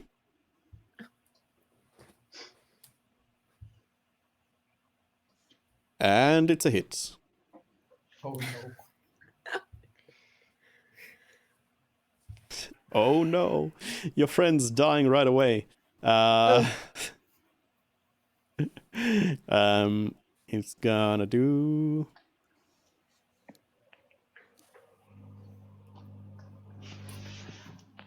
Ouch.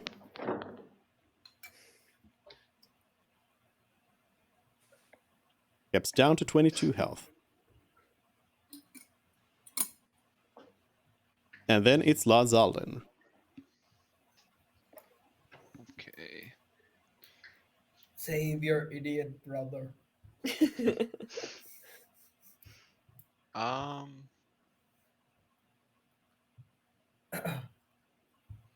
Move that far.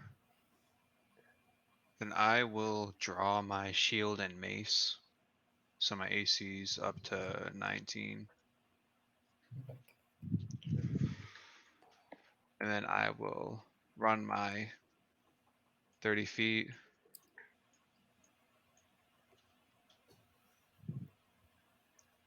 Use my action to dash.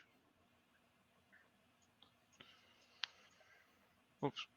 And then I will use my bonus action to cast Shield of Faith on myself. So my AC's 21 currently. And then I 21. will end my turn. All right. That's quite a lot of ACs right there. Then it's the big orc's turn. The big orc is going to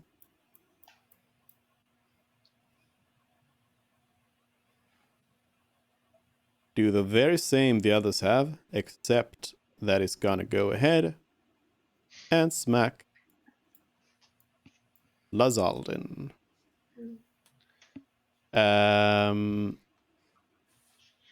Let's see.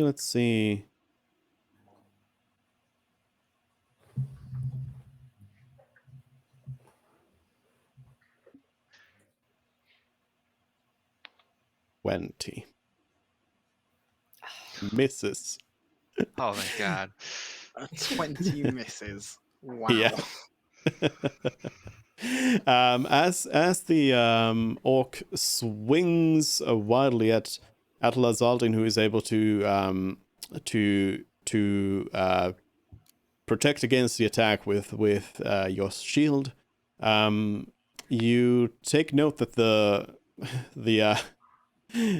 orc seems to almost be like wincing in pain about like not being able to hit this random nobody here from their point of view. Quick question. If I cast Shield of Faith, will his AC go to 23? No. No. That bad.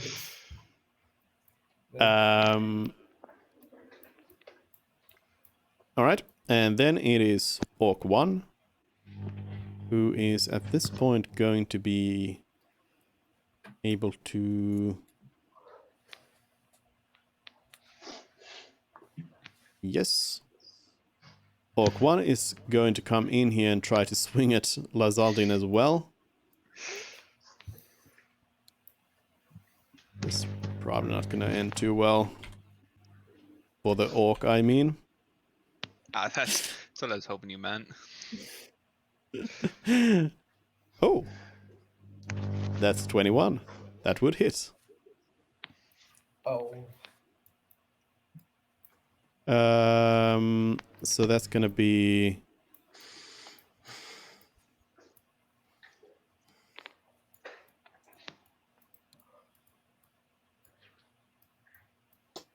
$13 slashing damage. Jeez. Yeah, great axes hurt.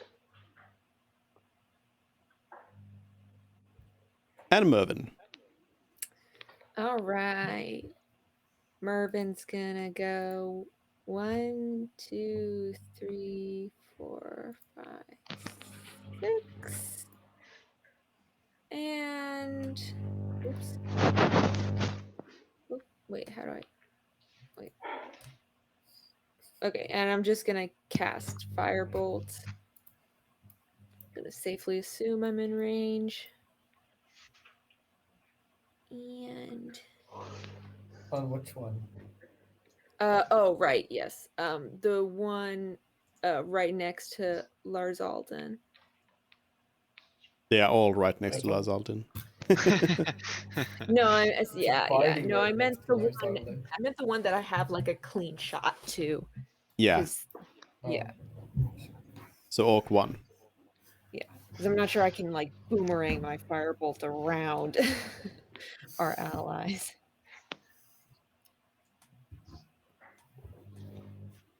Uh, 11. Unfortunately, misses. All right. All right, then bonus action command Todd to move forward. 1, 2, 3, 4, 5. Oh, Todd moves forward, and then I command Todd to dash. 1, 2, 3, 4, 5, 6. Todd is now on the bridge. Damn it. Echo. Why are you sending your rust bucket out to die? Todd is a Yes, faith. defender. Yeah. Todd is a defender. Oh, It's his- It's his purpose. Puts his body on the line. He has Look an at AC of 11. All right. Is that Todd and Mervin's turn? Yes. Yes, I cannot do anything else. Oh, no, Alright, his armor class Frid. is 15. Sorry. His AC is 15. Okay, that's not bad. Oh, Frid. Okay. 1, 2, 3, 4, 5, 6. And then distance, just checking. Where's 90? Yeah, so they're all in range. And then I am going to cast. Let's just make it easy and say sleep. Classic Ooh. Yep. Frid. Yep. So creatures in a 20-foot range. So let's say I cast it. So I've got 90-foot range, so I can do it from there. Here, that's 25. That's 25. So from here, it hits these 3 here, but not Yeah. the allies and not this orc. Yeah. So yeah. Cast at why not? Let's go second level. Ooh. Ooh. That is disastrous. Oh no, wait, what is it? Yeah, no, it's not very, is it? Whoops. Why that? it's not terrible, but it's not great either. I mean, I'd say it's above average. Why, Yeah, why so does- it's why do 30 you have 2 different numbers? Because it's casted at level 2 instead of level 1. So you add 1, right? Or like one extra roll to it. 2 extra rolls, actually. So is it the 2 numbers added together? Yes. Oh, Oh, that's Yeah, yeah. really okay, good. yeah. Then it's I'm okay with it. Otherwise, I was going to be a little bit upset. But No, yeah, it's 33. Yeah, no, I'm happy with the effect it had. Yeah. All right. In that case, Orc number 3 Which one is 3? is going Is it this to go to sleep. Orc number 2 is going to go asleep. The big orc is not going to go to sleep. And then, can I say something to the rest of them? Yep. You're beaten now. Surrender. Trying to persuade them to surrender. You could try an intimidation. Okay. If you guys Good Yeah, try, could I- but Could I try to intimidate them? You could try to drop an intimidation roll in here, sure. Sure.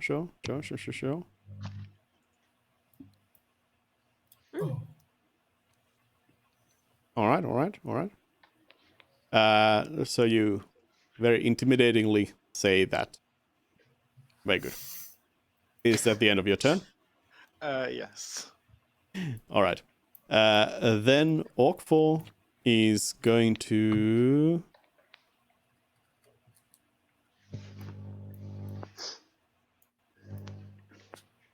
rush in here and it's gonna go ahead and wake up its buddy, who is now then going to be prone. Where's the prone thing?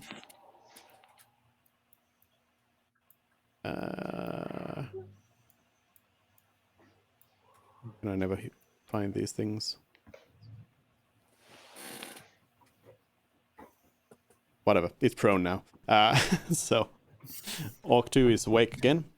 And that is Orc 4's turn. And then it's Celeste who comes in, explaining to you that the other group actually didn't find anyone. There wasn't actually another attack after all.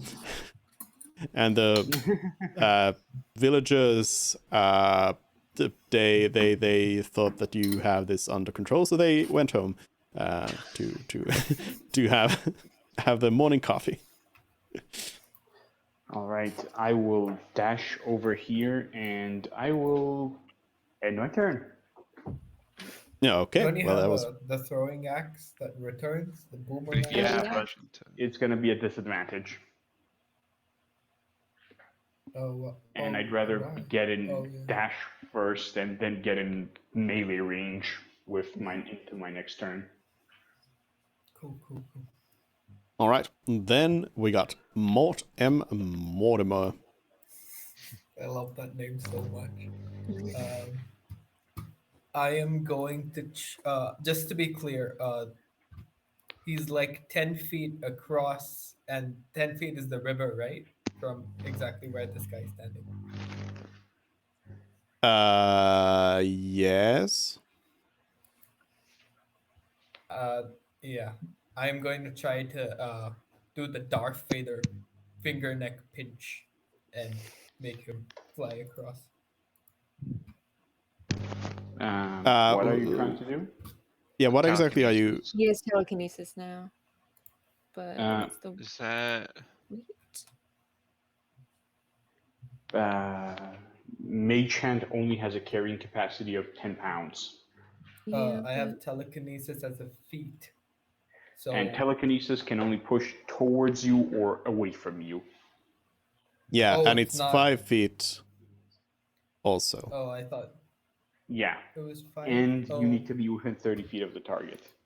make an ability. I can't read then. No, it says I'm- it says you can move a creature up to 30 feet in any direction if you win a contested strength check. Shove one creature you can see within 30 feet. When you do so, Oh. or be moved 5 feet toward or away from you. Where do you It's the next Oh, I'm see looking at the this? telekinesis spell, which is different. Sorry. yeah?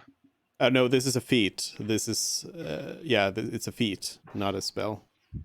Yeah. No, it is a feat that buffed Mage Hand. Yeah, but it's not the telekinesis understand. spell. It's the feat telekinesis. So, Yeah. so yeah, you can shove. So you can basically move somebody 5 feet away from you or 5 feet toward you, but not like Darth Vader. not in a particular direction and not 10 feet. And also, the bridge does have railings, so that might not work out either. Oh, okay. In that case, I am going to cast my new favorite spell.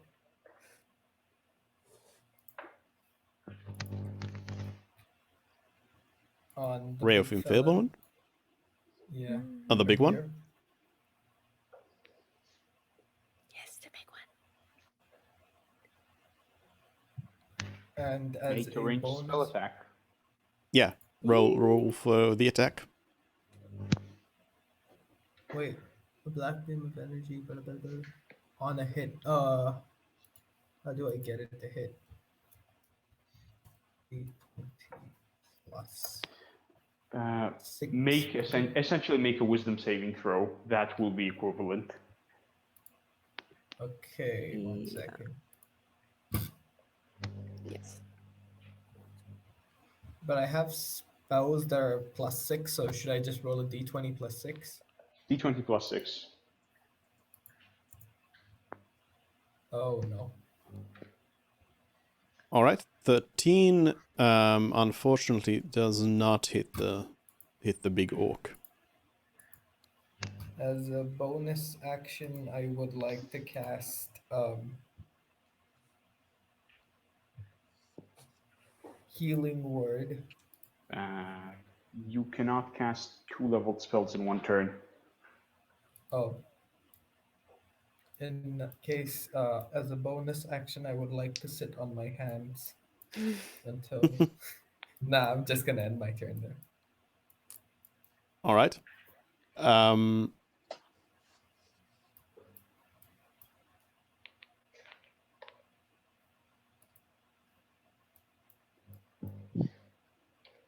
Then it's going to be Orc 3, who is sleeping. Well then.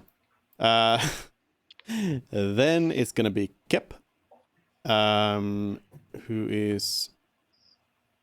Just a quick moment here.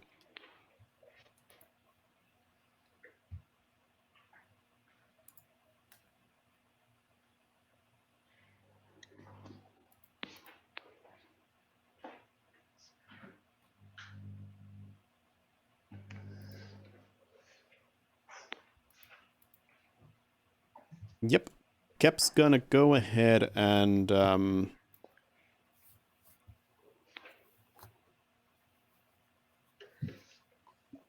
basically do the same thing as last turn, so swing away with a weapon and then swing away with the spiritual weapon, and both at Orc 2. Oh well, let's start with one attack maybe and see how that goes. Want to So get this is advantage good. on this one? Yep. And this one's gonna be with advantage here. Oof. Oof. That's a crit. Kep absolutely just like slams the sword into that orc and deals a lot of damage? Question mark.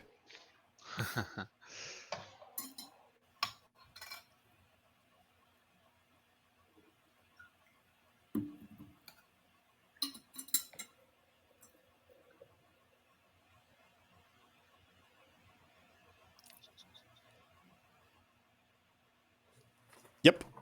The orc is dead. Ooh. Was it beheaded non-lethally? No, Kep did not even attempt to behead it on non-lethally here. Absolutely just murdering this poor little This beheading was lethal. innocent creature. And the orc is absolutely dead. Instead, Kep's gonna then, as a bonus action, move the spiritual magical sword that is flying about and is going to go ahead and attack Orc number... What's your number? Orc number 4. Right next to it, so one of the small ones that is not sleeping. So that's a hit. And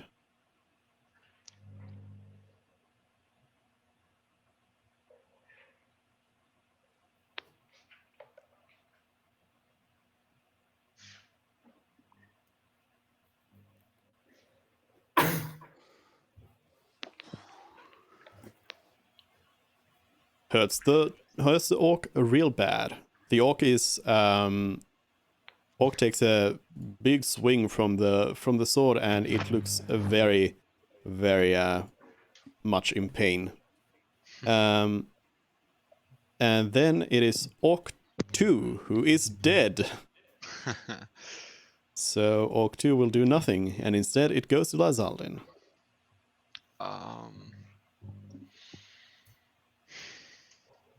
I will swing my mace at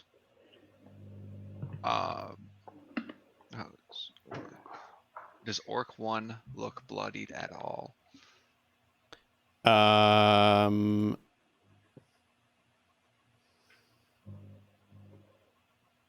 Yeah. It's taken. It took a hit from something. Oh yeah, from Mort's original chill touch that came in and touched this orc. So it's taken a little bit of a hit. I will swing at Orc 1 with my mace. All right. Nice. Well then, that would probably hit. As in, it does hit. I will use Divine Smite with a first level spell slot, dealing 14 damage. Okay. Will you divinely smite the orc to death? Okay, So... then I will. If the orc is about my height or a little taller, I will just do a downward swing, and the second that the top of the mace connects, just flashes with blue radiant light as I cave his skull in downward. And I will use my channel divinity and as inspiring smite, and I will I'll give it to myself just in this situation as 15 temporary hit points. All right. And that is the end of my turn. Okay. Then it is a big orc's time, and the big orc seems to be a bit like surprised about this all, that its allies went down quite that easily. In fact, the big orc seems to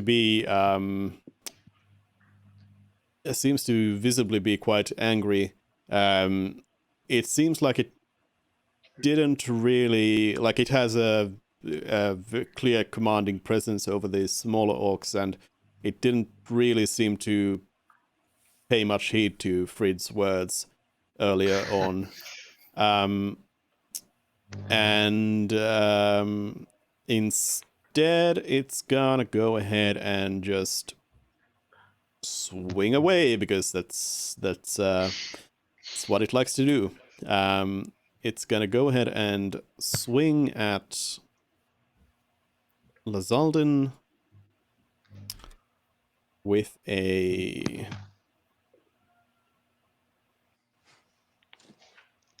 19. Why is it so close? Why is it so close? And yet again, it seems to be in physical pain for not hitting Come on, man, Lyzaldin. get it together. But then it goes ahead and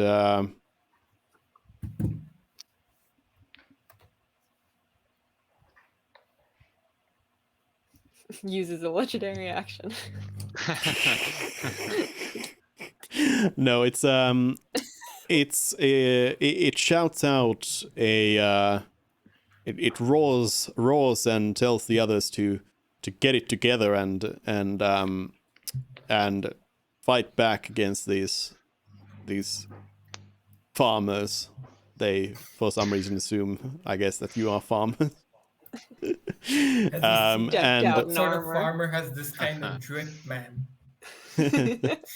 and as the orc roars and commands its allies, it takes one more huge swing at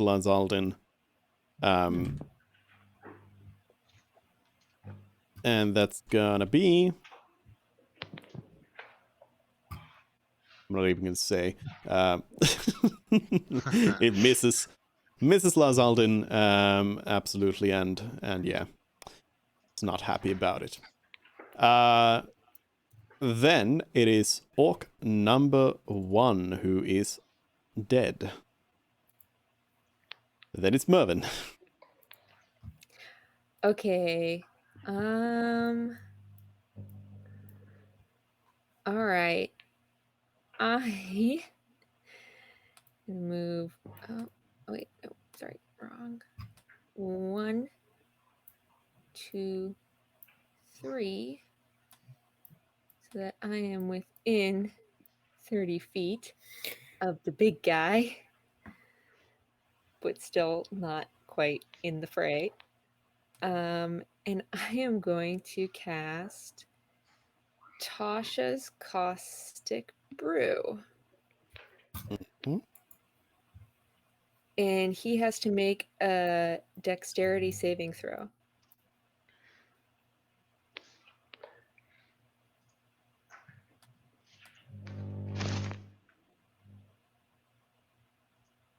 Against...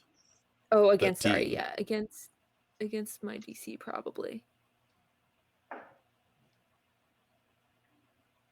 Yeah, it's probably against my spellcasting DC, which is should be, I think, 13. Wait.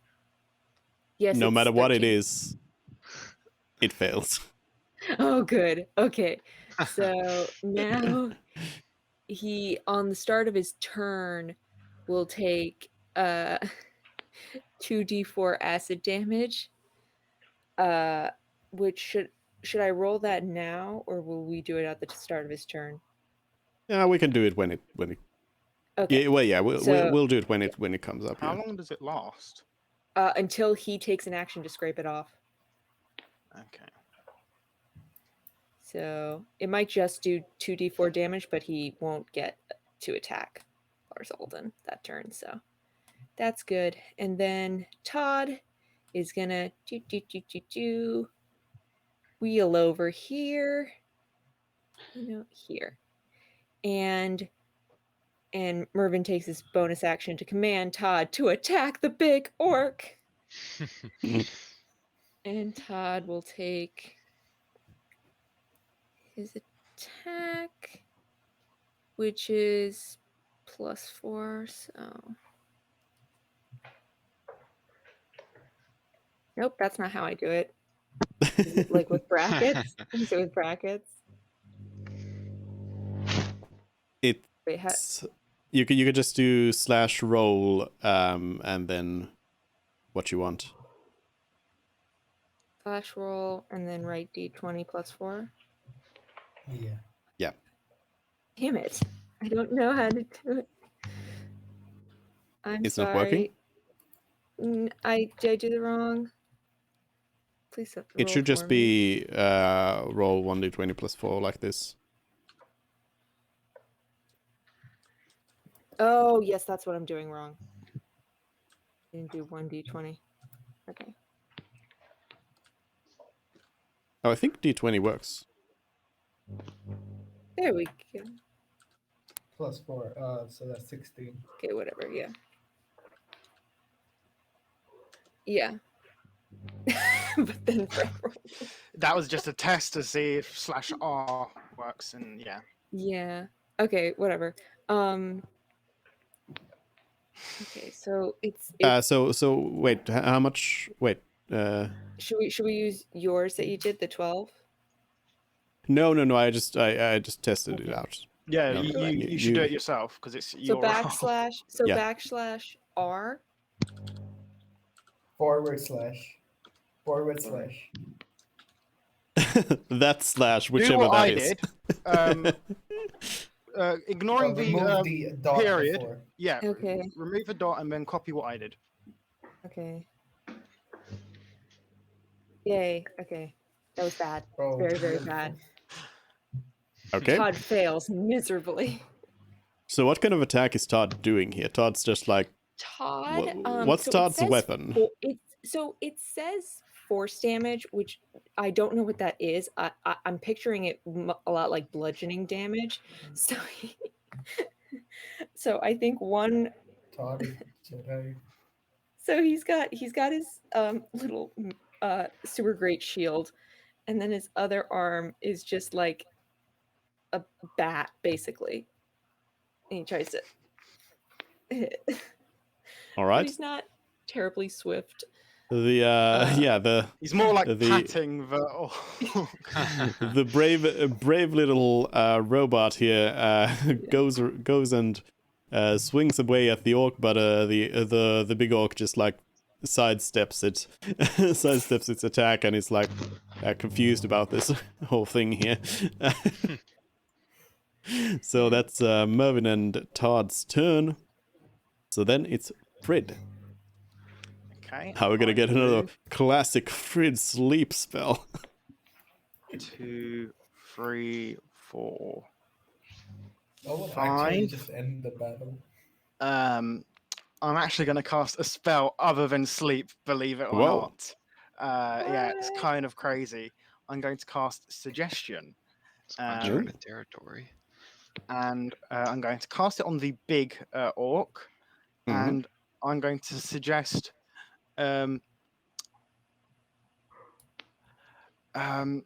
swear fealty to me to live.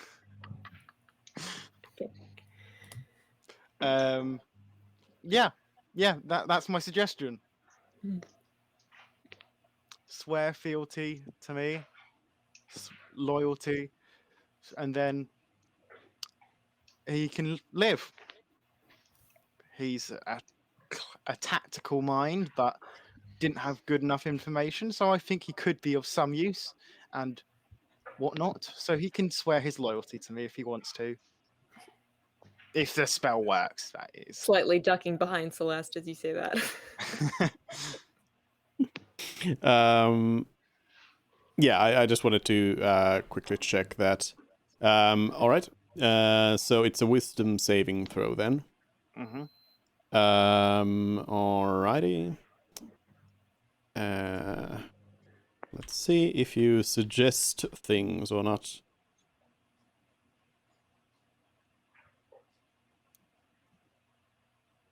You do not. Would have been interesting to see. Very. Should have just gone for the sleep spell. Yeah. From That now on, would've Fridge just gonna actually ended cast the game. sleep, sleep, sleep. Every spell slot, sleep. My lullabies were the thing that kept me going. I shouldn't have strayed from that path. But yeah, you make a very College of Bard. The College of Nap Time. yeah. But you make a very powerful suggestion at the orc, but it seems like it doesn't seem like it's the most weak-willed creature out there. I was expecting that, but hey. Am I going to do anything else? I'm going to say, no, I'll leave it. That's my time then. All right. Then it's orc number 4. Is orc number 4 alive and like well? Yes. Orc 4 is Orc 4 it is has a red dot, whatever that means. Yeah, orc 4 is alive but not well. Orc 4 is gonna go ahead and it's just gonna sidestep. Hold on.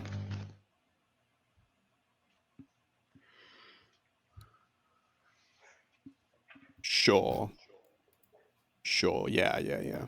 It's gonna sidestep away over here, and it's gonna smack away at Todd. Mm-hmm. Moment of truth. And it seems to be bolstered by the big orc's roar of anger. It seems like it's able to it seems to be a little bit better at what it's doing right now. That would be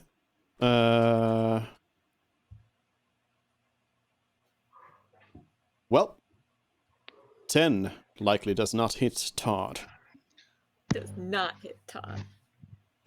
All right, so the orc swings away at Todd with its great axe, but I assume Todd then blocks with its sewer grate shield. Yeah. Yeah.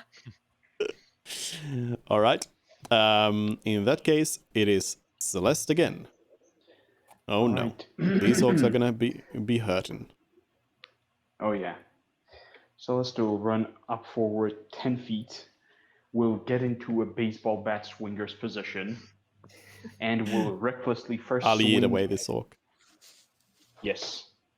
Will recklessly attack the orc at the top with Yep. advantage. Wait, with advantage from what?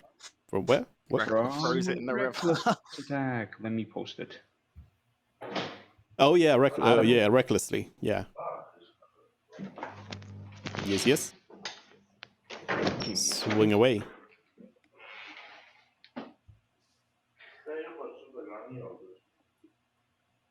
Give me a second. Advantage. Oh. Ow. Non-lethally, of course. All right. Well, yeah. Non-lethally, the orc is dead.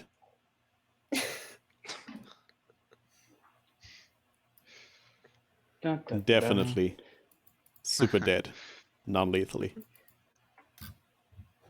I'll move its body back here as well, because so it doesn't flutter away. And as a bonus action, because of Great Weapon Master, which I've picked up as my feat, I get to make, because I reduced the creature to 0 hit points, I get to make another melee weapon attack as a bonus action. Okay. And Well, I'm going to use Great Weapon Master on that one. With advantage as well. The big one, I assume. Yep. Wah, wah, wah, wah. Well then, Celeste swings away at the first orc and absolutely demolishes them non-lethally. But then the big one, yeah, no. It does not connect. All right, that would be the end of my turn. And let me close my door. All right, Mort. I'm going to whip out my crossbow and try to get a shot on this guy over here. All right.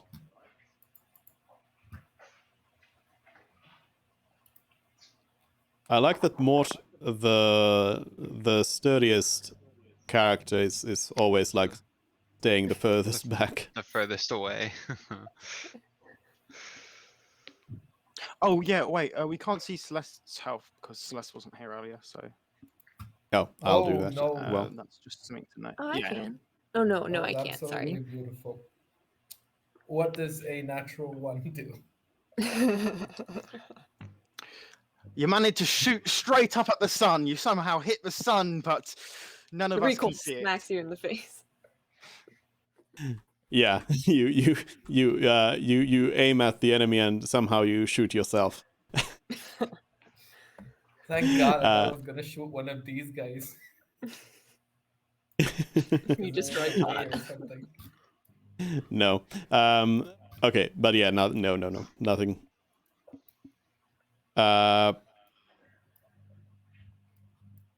Is Do I that take damage? no? What else?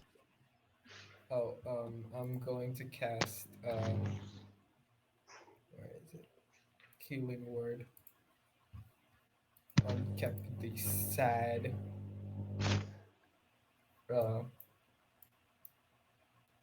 Isn't it 5 plus a D? Oh yeah, a D4 plus spellcasting ability. My spellcasting modifier is 6. It's probably +4. Oh, It's your wisdom mod. that makes sense. And Yeah. I'm gonna heal who has no health here. Uh, If Keep in mind I have 15 temporary hit points as well. I'm gonna heal Kep then. Okay. Pep receives And a whole 5 health. And seems healthy again. Or a little bit healthier. I'm going to 1, 2, 3, 4, 5, 6. Yeah, that's it. Alright. And you end your turn. Yes. Then it's orc number 3, who is still sleeping. Then it's turn for Kep. Kep's gonna move in here and start swinging away at this big one. What is Kep gonna do?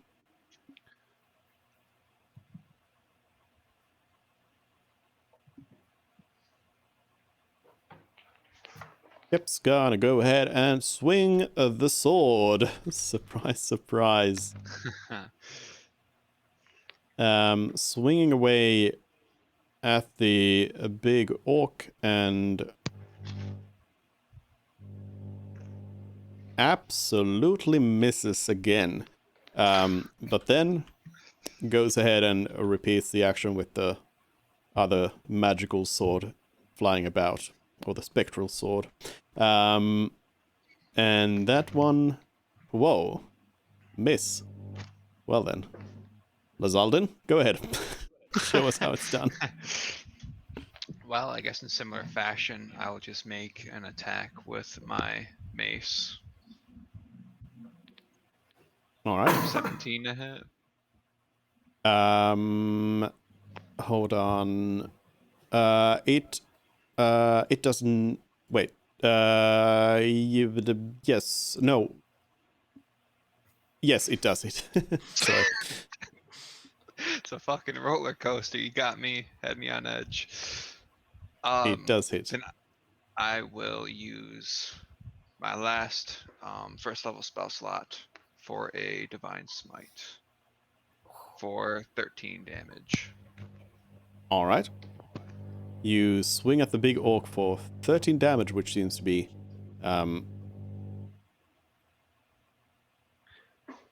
which seems to hurt it, but not too bad. I was 99% sure he was going to say non-lethal. And that's it for me. All right. Then it's the big orc, which is now surrounded by enemies all around it. It's already determined that trying to hit Lazaldin seems like a bad time, so it's gonna start off by swinging away at the little robot that is Has that calculated weird. in the acid damage on it, or? Oh no, it hasn't yet. Yeah, Nope. you're right. Now it does, right? All right. Takes 4. Now the acid 2. damage takes. 2d4. Should I roll it or should Yeah. Roll ahead. 2d4? 5 damage. Yep. So it And gets so if it- burnt by the acid a little bit. So if he attacks Todd, he'll. Oh, actually, he probably won't make it to his next turn, but maybe not. But he'll take. He's gonna not scrape the acid off him. How poor shape is this orc looking, by the way? The orc is not scraping the acid off, no, and it's not looking too bad. Not looking too bad. No.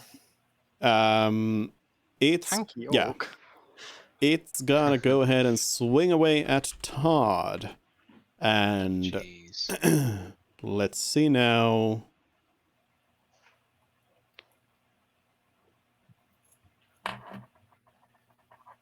$13. Todd has an AC of 15. Well then. after swinging and missing at Todd, the orc just like brings its axe back on the backswing. It swipes away at Kep. I have a newfound respect for the rust bucket. Just putting it out there.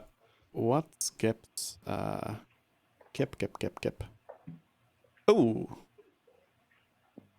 that's a hit.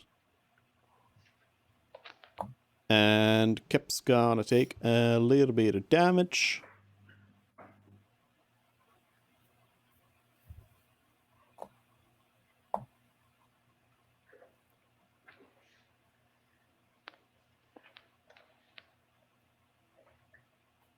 Kep is taking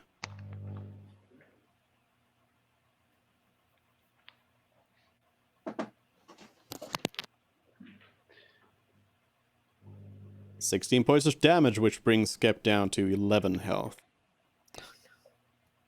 And that is the big orc's turn.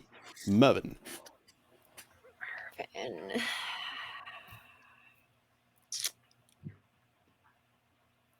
okay.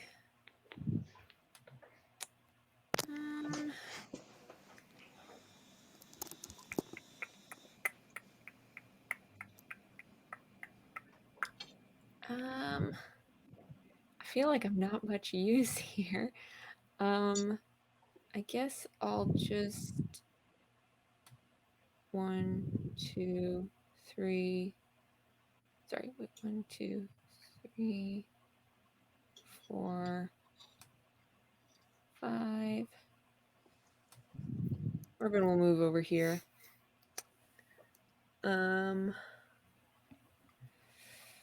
And should I attack the sleeping one or leave him? I'll leave him. I don't know what to do because I don't want to get too close to the big orc, but I also can I from here cast Firebolt and say like it doesn't matter that Lars and Kep are kind of in my way. I mean, Firebolt? like allies don't block your attacks. Really? Okay. No, Okay, for ranged then- attacks, they they hog the just whole 5 feet square. What do they? they just give Okay, you they just give it a target, basically the equivalent of like half cover. Okay. So yeah, they don't like block entirely your attacks or anything. Okay. I will then cast Firebolt. Okay. Well then, Oh my god. probably don't need to tell you about that. Yeah. She's like smacking the flamethrower. Like, what the fuck is wrong with it?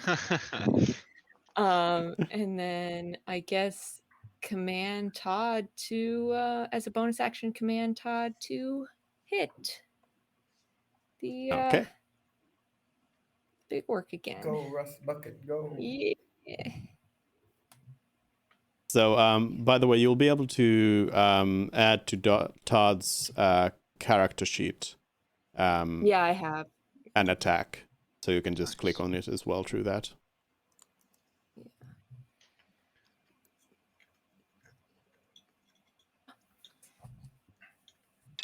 Okay. 7. Todd once again. Bring. Todd can only defend. Yeah, Todd. Mervin is not the MVP of this fight, I'd say. No. Mervin's beefing it. All right, Frid. Okay, I use my bonus action to use unsettling words. So I roll a bardic inspiration, and that gets removed from the enemy's next saving throw. So Okay. then that is then a d6 currently. Yep. So I'll roll 1d6. So it's a 3. And then I... What are you gonna say to him to mess him up? Well... Those unsettling words. How unsettling. Words laced with magic. I'm going to say there is no honor in death. A fighter lives on. You, on the other hand, won't see tomorrow. It's causing him to doubt himself whether he'll win and stay alive. And then I'm going to cast Suggestion again. This is your last chance. Swear fealty to me, and you will live to fight. So he'll subtract 3 from his wisdom save. I like that a lot. Jeez. I That's like how good. we combined them. Yeah. Yeah, that's good. Yeah, I didn't think about it until after I'd done the first one. Wait, can he do both the spells at the same turn? That's the a first- class It's a bonus feature. action, yeah. Oh, nice. Yeah. nice. Yeah, it's not even a spell, really. It's just a feature. Technicalities. I got bad news for you. Oh, He rolled more than a 17, which is essentially what he'd need. It was 20. No! There goes my desire to have, my want to have a orc butler, yeah. for Bodyguard. 8 hours. Is that all your Well- suggestions? With Can you that- scrounge up one more? yeah. I mean, there's still the sleeping one, which maybe I could just normally persuade to follow me. Yeah, you could just cast suggestion on it later on. You just tie it up and suggest to it as many times as you want. Whenever he's not suggested to follow me, just have him tied Yeah. up. Yeah. But again, the orc, even though it is unsettled by your words, it still seems to have its willpower wasn't completely broken by your words, so it didn't seem like it was gonna give up so easy, and it doesn't seem like it took to your suggestion.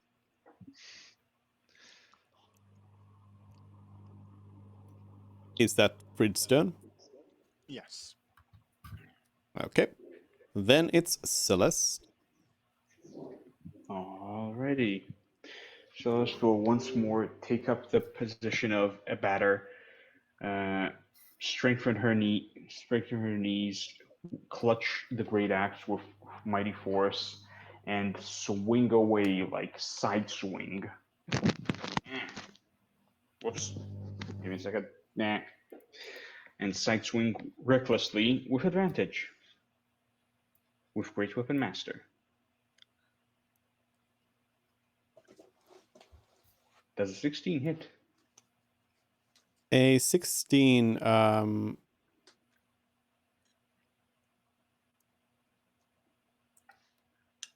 Yes, it does now. Yeah. 20 damage. Woohoo. Is it still alive? And that would be the end of my turn. All right.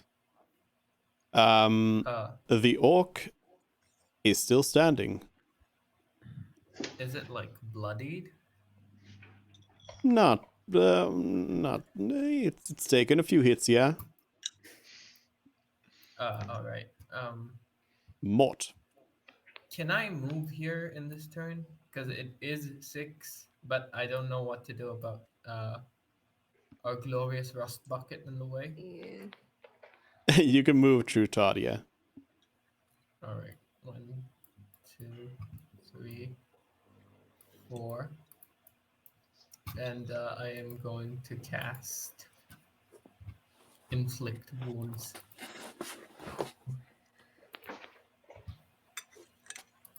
Ooh. I'm guessing a 20 hits. Yep. It will be 15 damage, and I would also like to use my dark cleric, death cleric ability called where is it? Oh yeah, my channel divinity. So that would be 5 plus 2 times 4, which is 28. I mean, sorry, 5 plus 2 times 4, which is 13, and add that to yeah, that's 28. Oops.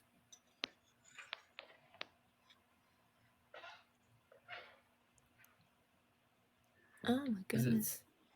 it still alive? Yeah, 13 damage. Yeah, 13 damage. 28, yeah.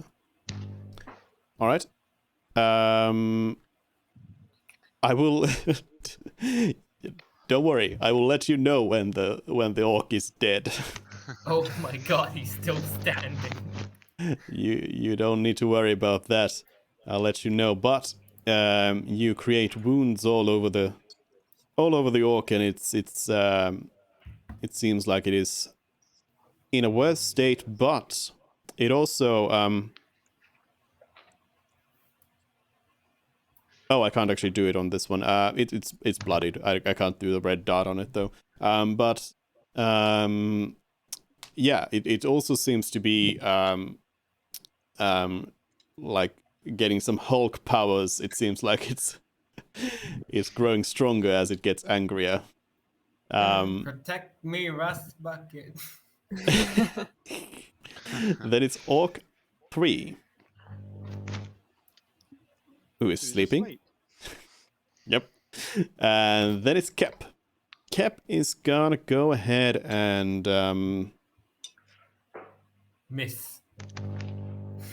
Kep is going to say a little prayer to Bahamut.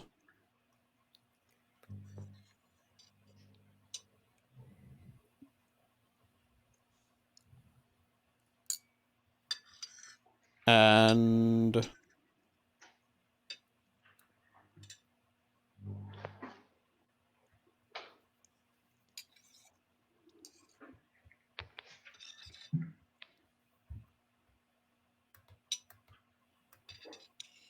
is that right?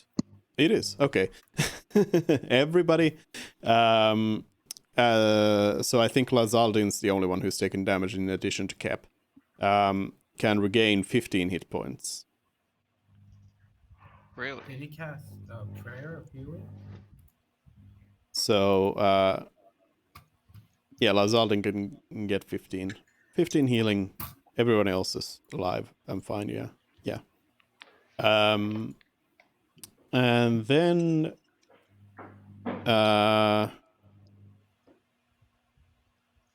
Kep's gonna go ahead and be useful to all of you Oh, he's gonna by hit it. swinging at the orc with the magical weapon. So let's see about that. Well, that's a miss. And then it's Lazaldin. I will just again kind of take my turn. It's almost kind of like a street fight. We're all just taking our turn swinging on the one guy with my mace. Oh lord, if only I should have saved it. Should have saved the spell slot.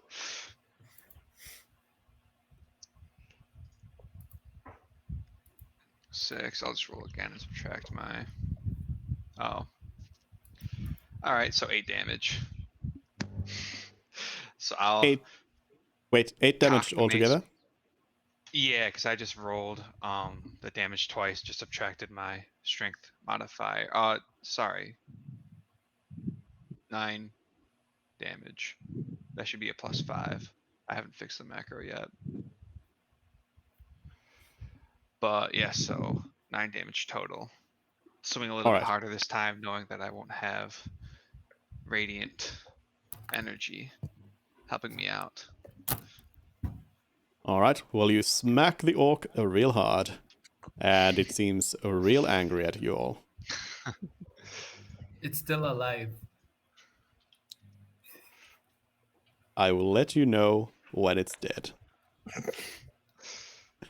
The orc is furious, and seeing as how it's not really had much luck with some of these targets here, it's gonna go ahead and hit the people that it assumes would maybe be the easiest to hit here. And it's gonna go ahead and start by swinging at Mort. Oh, Todd imposes disadvantage All right. as Rust his bucket. reaction. He came in clutch. So it swings at Mort, but Todd just like brings up a shield. All right, so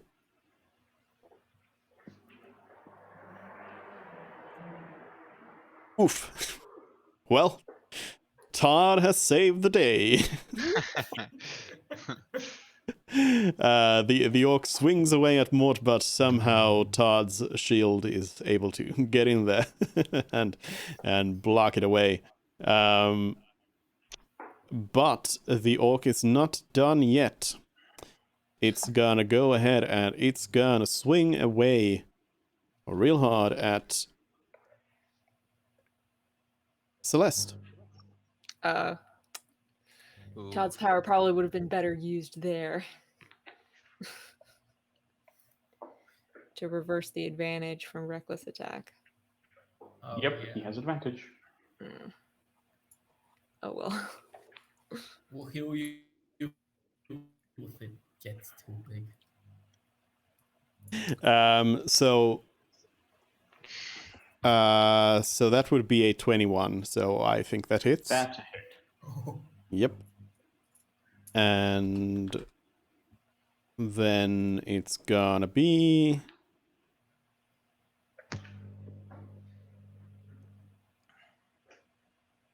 Mervin.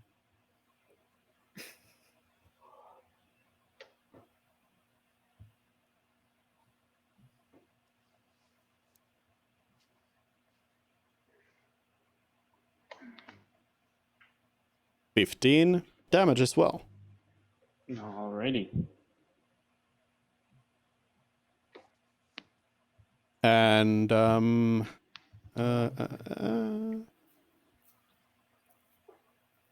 Wait, was it 21 plus 15?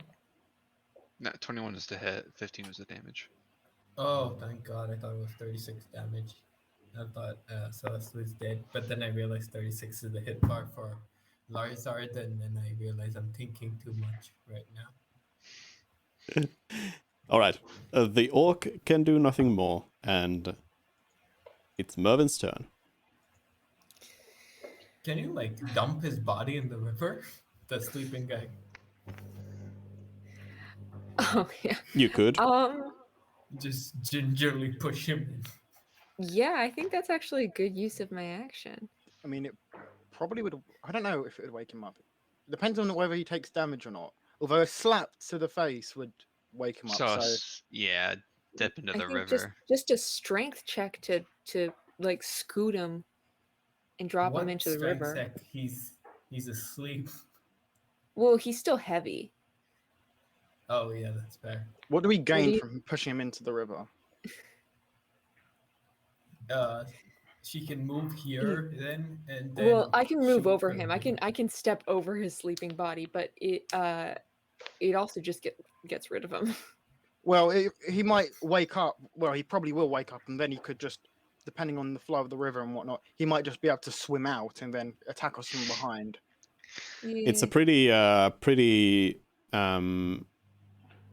well, not like super rapid, but it's a fairly strong current there in the river as it pushes the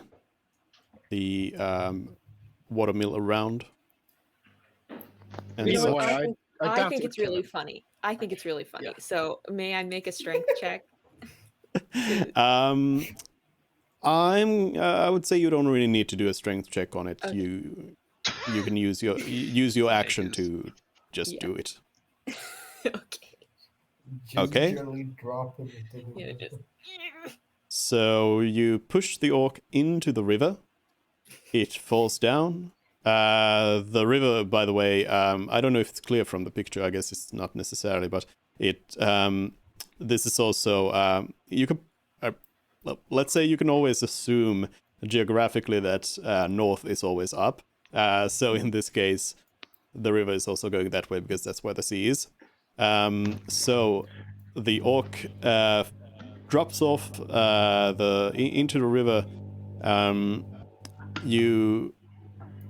And yeah, it's taken away by the current. You don't see anything as it goes under the river. And then on the other side, you see it kind of splash around, sort of helplessly, as it's being taken away by the current. It's gonna be there. Yeah. So that's Yeah. that. Okay. So then It is Mervin in the will river. The orc is I think- very wet. back up just a little bit and then bonus action command Todd to attack. It'll work one of these times. One of these days, It's Todd's a gonna. numbers game.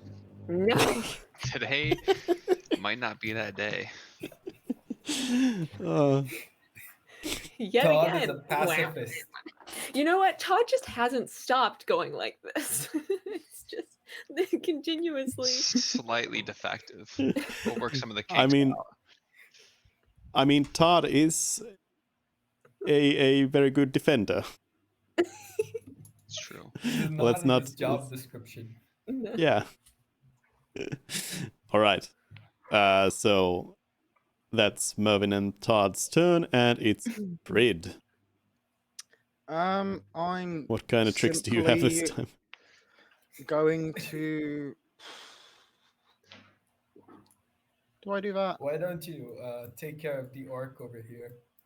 Like, just blow fire into him as a I- double fuck you. I mean, there's not much I can really do to the one over there. That's almost drowning. Yeah. If anything, the worst I could do is throw it a piece of rope and then let go of the rope. That's just Uh, evil.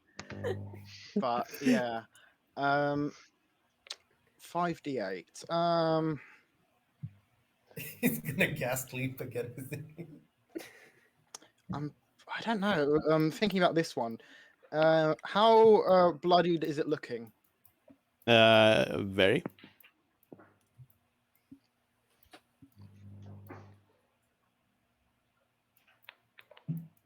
Wait, did we do the acid damage on its turn? When Not on it- its, I don't think we did it on its last turn, actually. Yeah. No, we didn't. Mm, nope, we did not.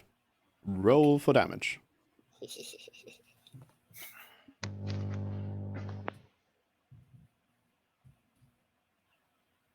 Five. All right. It's in slightly worse shape.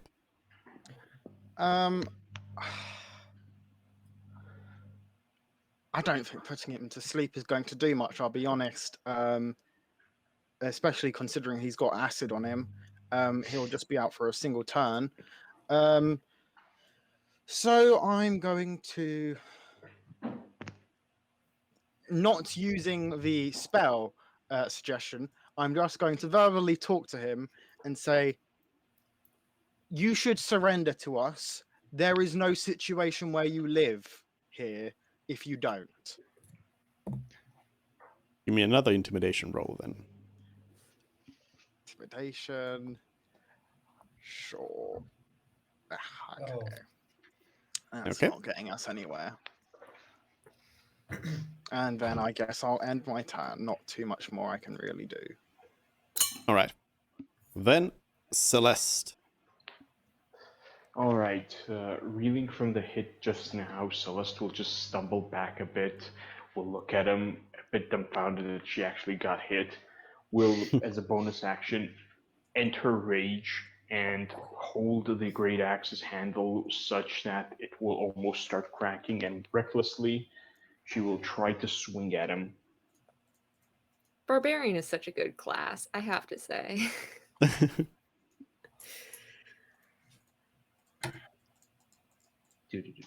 Come on, internet, work with me here.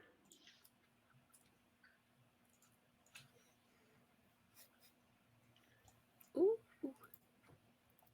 That's a hit. And how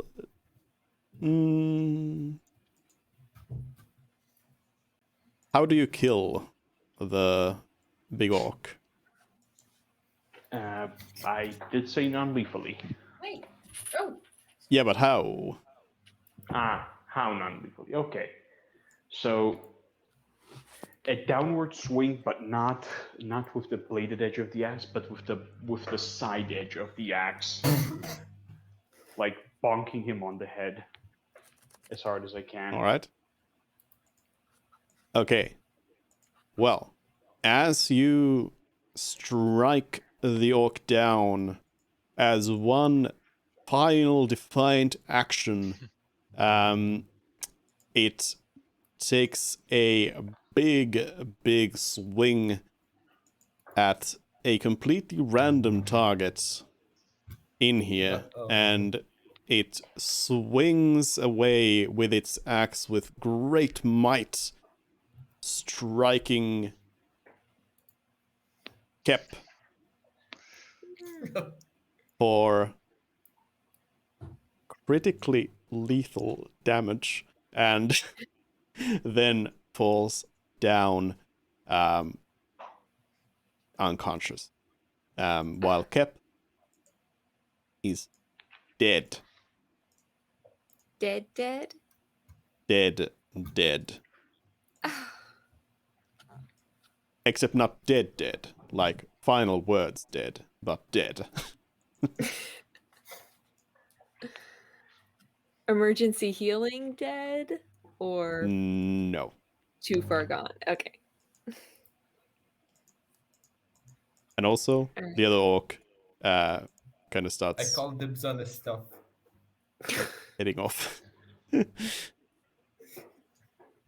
All right. Kep, in fact, now that the battle is done, Kep is going to, with final words, is going to look at Lazaldin and Kep says, "You did great, brother. You are a knight," and then dies. Jesus Christ. Question. Is there air inside of a bag of holding? Yes, you. I think I'm doing what I think I'm There's a formula for how long a living creature can breathe in it. 10 doing. minutes. Oh. Yeah, and then it goes down the more living creatures are in it. Yep, it has 10 minutes of breathable air in it. How big is your bag of holding? I can't make it anymore. And you never made one. I never made one. No, sorry. I That switched it out. is unfortunate, but yeah. Yeah. What did you want to use it for? Put his body inside there, and then because there's no air after about 10 minutes, then his body is not able to physically decay. Yeah. So his body doesn't get worse, and then once Mort gets high enough in necromancy, revive him with a fresh enough body.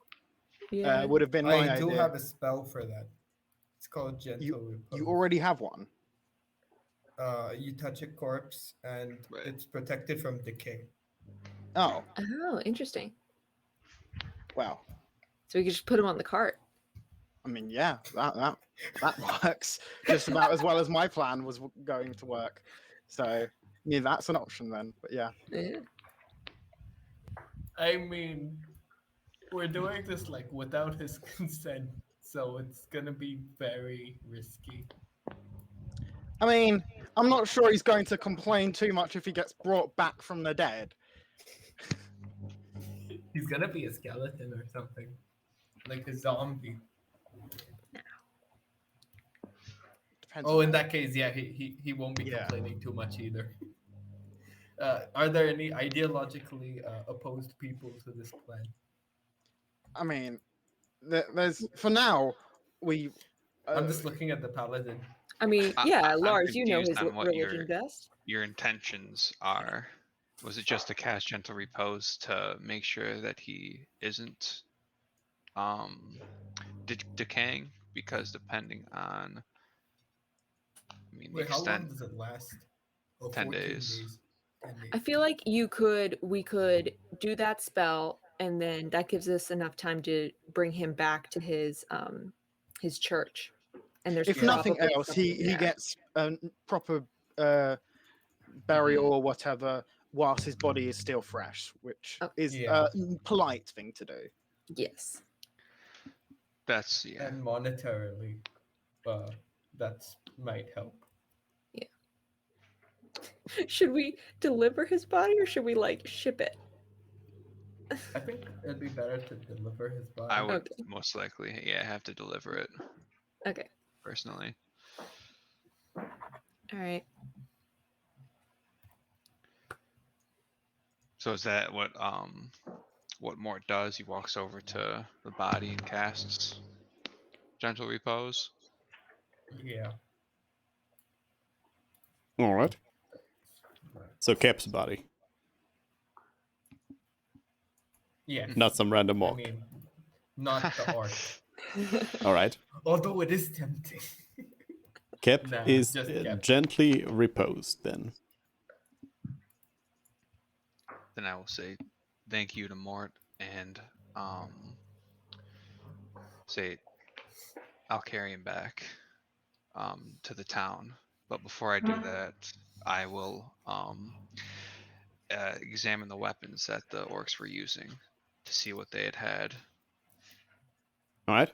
The regular little mooks had nothing special, but the big one seemed to. The great axe it was using seems to be, excuse me, seems to be special, in some manner. Do I notice that as I almost inspect it or take it? Yeah, you can tell it's magical in nature. Then I will look at Celeste and say catch as I toss it over. Say it looks special.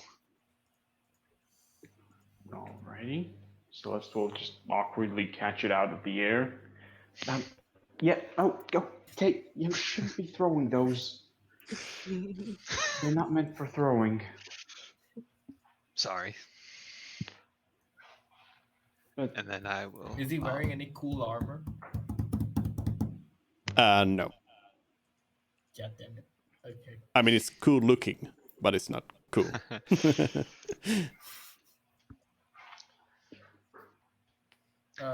No gold or anything between the orcs. No notes. The orcs were carrying like stuff around, like they had like some sacks with food from the mill, but they dropped those before they attacked you, and yeah, it's just the stuff from the farmers. Oh, what about the orc that floated away? He's gone, He's as gone. far as we know. We could have questioned him. We could have. I mean, we only knocked out the leader, didn't we? yep. Yeah. So Something Oh, tells yeah, me yeah. their motivations are quite simple. I'm going to take the time to return all the sacks and whatnot if they're outside to inside the building. Obviously not knowing exactly where, but just to make sure they're all inside the building. Yeah, the building is in pretty bad shape overall. It's they trashed the place pretty bad. R4 Lyak just followed. I'm going to call one of the village leader people and ask if we can have like an interrogation room for ourselves, because we want to ask the orc a few questions.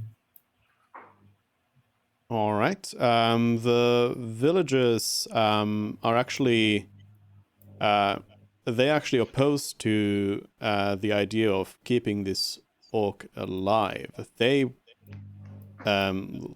let's say a leader of the villagers that you talk to says that no, we must kill the leader. That's how we destroy these bandits. Yes, but one more leader might just pop up in their place. If we can But destroy the source of the orc's problems, then you maybe we could, can.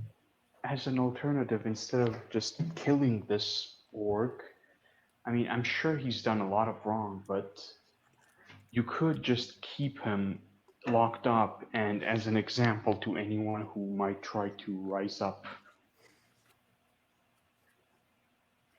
The village elder looks at Celeste with this.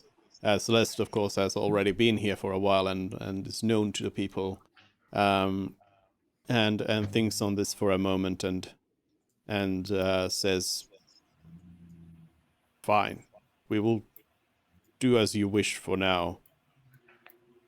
I suppose you can put them in the cellar of the inn for now and ask your questions, but I cannot guarantee the villain's safety."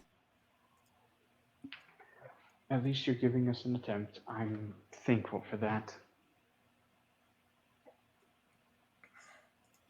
Yes, thank you, Mr. Mayor. All right. So you're gonna head into interrogate the orc then. Yeah, why not? If you guys do that immediately, I would most likely try and at least find a comfortable place for Kep's body for the time being. All right. Is there anything else you do to Kep? Not at this time. I'll One wait for second, the others to return. Just make sure his body is, I mean, relatively comfortable lying lifelessly.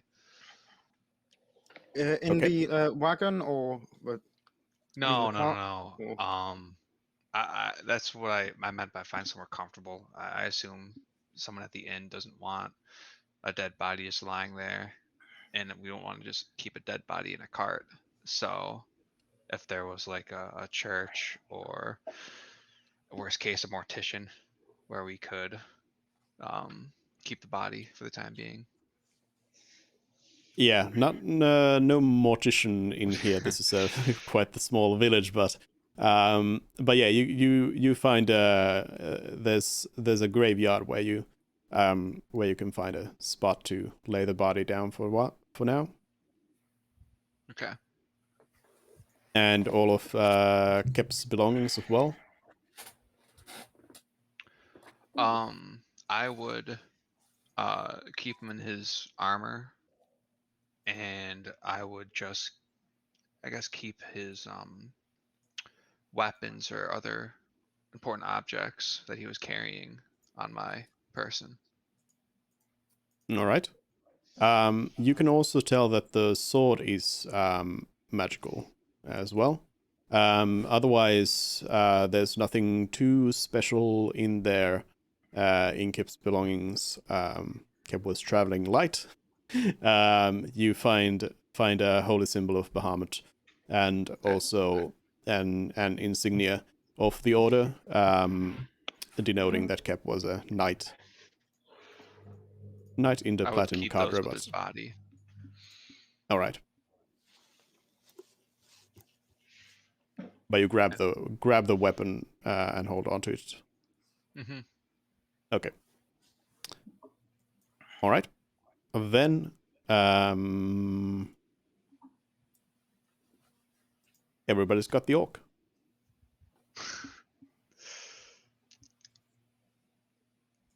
Do you All right. wake him up? Do we want to take a short rest? I mean, not sure if it matters too much, but might just be useful. I say we do it as soon. I say we do it as soon as possible. Okay, sure. I mean, Celeste is the only one who's really hurt, so if she doesn't want to, then I don't think we need to. Okay. Then I will use my lay on hands on Celeste and restore up to 20 hit points, whatever she is missing. That would be 15 hit points. Thank you very much. You say 15? Yep. Okay. Mark it down. I Lazaldin haven't just fixed. slaps fixed it Celeste to on the 15, back Mhm. with healing power. And I'll say, there's no use in saving this now, as I heal him up a bit. Heal her up a bit. All right. What just Okay. happened in the last 5 minutes? Healing and Lazaldin took Kep's body to a better place. So, do you wake the orc up?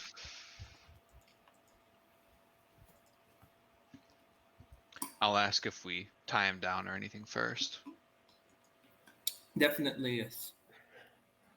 Yeah, we have- bought a lot of rope. Let's make we do good have use a of lot it. of rope. Wait, how much rope did we buy? Bought a lot. A A lot. lot. Let's check the cart because it should be in the It's cart. around 500. I don't want to say, but It's insane. It's something like 150. We should not have rope problems for the rest of the campaign. I can't You'll go see through it, rope pretty fast. but we Mhm. did use a lot of it. We never did collect the rope from the bandits in the sewer, which, in hindsight, they didn't need it. Indeed, you did not. Mm. But yeah, okay. You tie down the big orc. It is tied down and yep, tied down and secure. Not gonna move anywhere. You think?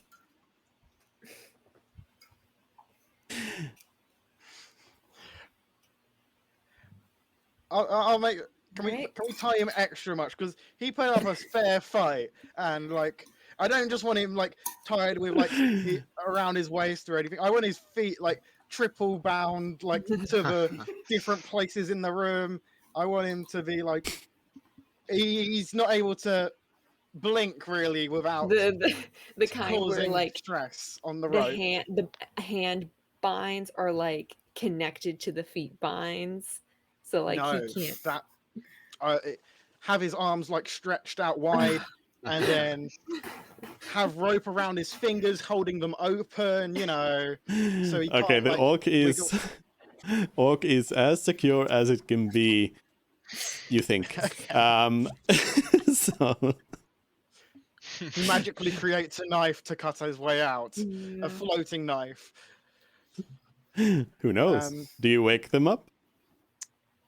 Oh, if no one Alright, else is yeah. going to, I'm going Yeah. to boldly wake him up, even though I didn't hurt him one bit, and say, "Well, hello, Mister. Have you missed me?" The orc is a little bit groggy. Hey, wake up! All your friends are dead. And in real bad shape, blood Not gushing all out his of friends. every wound, and yeah, it's just like it just didn't seem to understand what you just said. Oh no! Does he still have the acid on him? Uh, Or would that have n- expired? well, I assume you would have scraped it off as Yeah, not kill it. let's say I scraped it off, because reasons. Does Um, anyone speak Orcish or have comprehend languages? um, Because I'm now just realizing that he might not speak Common. If that was the reason why all my attempts to get him to pledge his loyalty to me didn't work, I'm going to be slightly peeved. I'll be honest, but that would be 100% realistic. What? So no. This orc, you heard them speak common. Right. Okay, Yeah. I was gonna He just ask. shouted Yeah. to the others. Okay. Yeah. He's just tired, or Although not I just missed- exactly. You didn't just exactly hear missed- much. You heard just like a simple order, but it was in common. Yes. I misinterpreted your when you said he didn't seem to understand what you said. Okay. I'm gonna do the like that to his face to kind of slap him into consciousness. All right. And Your then I'm arm just has going been to- bitten off. No. Actually, he had a rope around his jaw. He's not able to open it yet. All right. But yeah, I'll wake him up, being as careful as possible, and then I'll just look at him and smile. All right.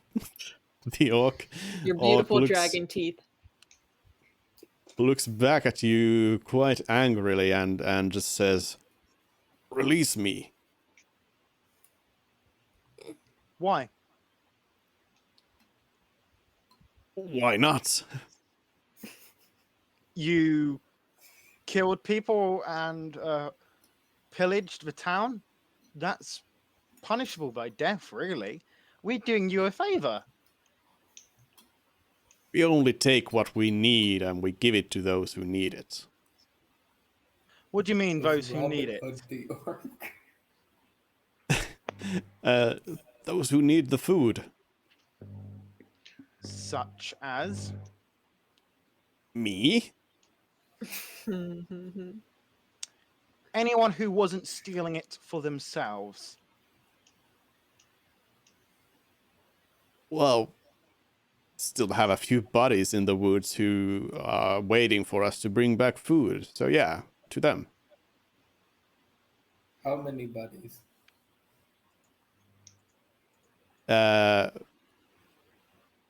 The orc just looks at you and growls.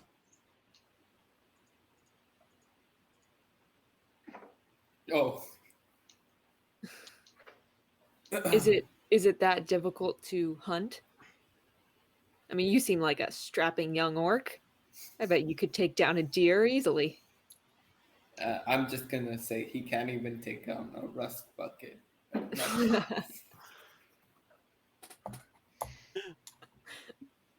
The orc is just like, Todd? that is exactly what we are doing here. No. Not... Okay. I think we have some deep philosophical differences that we're not going to get past in this interrogation. I will step forward and say, you've killed both townsfolk and a dragonborn. If you can kill them, you could kill a couple of boars. And then I'll step back. The orc looks at you and is like, just like, yes, I could. Thinking you just gave a compliment. Would you like to Raiding continue isn't a killing? hobby, it's a lifestyle. The orc says, I only kill to live. Would you like to continue living? Of course. What would you do to stay alive? Kill? You and You your feel like the fellow- orc you feel like the orc thinks that you are now trying to do some sort of sort of trick, and and it's trying to like figure out your puzzle. You were leading those other orcs, weren't you? Of course, I'm the biggest and strongest. So you only led them because you were the biggest and strongest. Of course. Do you think we are bigger and stronger than you? Ooh. Of course not. Then why did you lose? There's too many of you. So you're saying you could beat any one of us individually in a fight? Of course. Would you submit and follow one of us if one of us were able to beat you in a fight? This is where he was going with it. The Oxy said, "No, I am the leader." If you lose against one person, then you're the loser, not the leader. But I don't lose. I lead. Okay. Okay. We're back to some fundamental misunderstandings.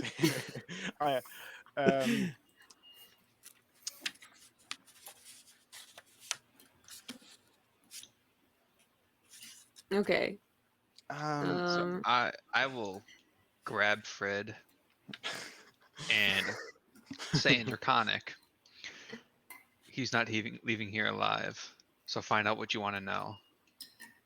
We have business to tend to now. Yes, I understand. Okay, I'm just gonna ask him if he has a leader. The orc looks at you like completely, like gives you the look like you're the dumbest person they've ever met, and just says like, "No, I lead."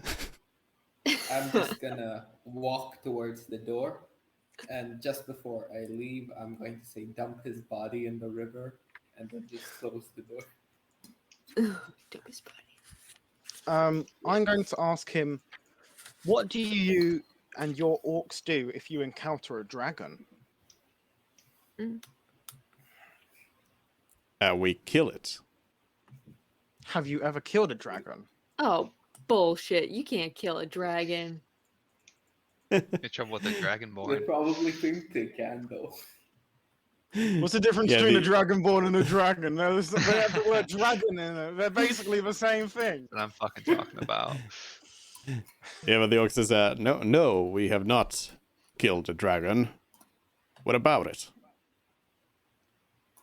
Would you like to? If it brings me food. Where are your friends, by the way? In the woods, like I said. Yeah, I do remember that, Mr. Orc. But where in the woods? The orc describes an area nearby that you would know about now that you've been collecting the information about the local area. So it's a little ways into the local woods. You would be able to find it pretty easily. Location marked on map. Okay. Does anyone else have anything they want to do with this guy? I mean, I would love to convince him to like set up a trade system with the people here, but I don't think that's going to be possible. Him to set up a... You want to set up a Like- trade... No, A I meant hostage negotiation. no, like if they would. No, I meant like because I assume that they are quite good at hunting, and maybe these farmers aren't. So if they went out in the woods and killed the and brought back a lot of meat, they could then trade that for grain, and then both parties would benefit. But that seems maybe above an orc's head, and they also, I think, might be nomadic people, which means that if we let them go, they're just going to leave to another town.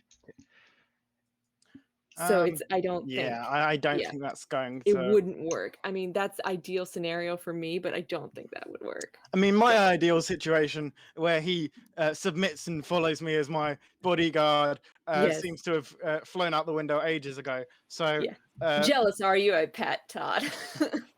maybe. If he's if we're done here, then if you're not going to submit to being actually, Mr. Orc, you care about yourself and want to keep yourself fed, right? Yes. Now, I have a proposition for you. If you swear loyalty to me, I will make sure you are Back to always this. fed. 5th time's the charm. It's a good deal. No. You Why not? swear loyalty to me, and I will keep you fed. By stealing? No, that's useless. You can't even provide for yourself. You can only take from others. What kind of weakling are you? But I'm providing for myself by stealing from others. So useless. You really are. Just. Well, it's a shame it has to come to this. I'd like to use my breath attack at him. Fred, Okay. Are you sure? Why can't you just stab him? Instead of Because burning the it's place more down. dramatic. To just breathe lightning into his face. But Incredulous. I go to open my mouth, and then yes, Celeste, what is it?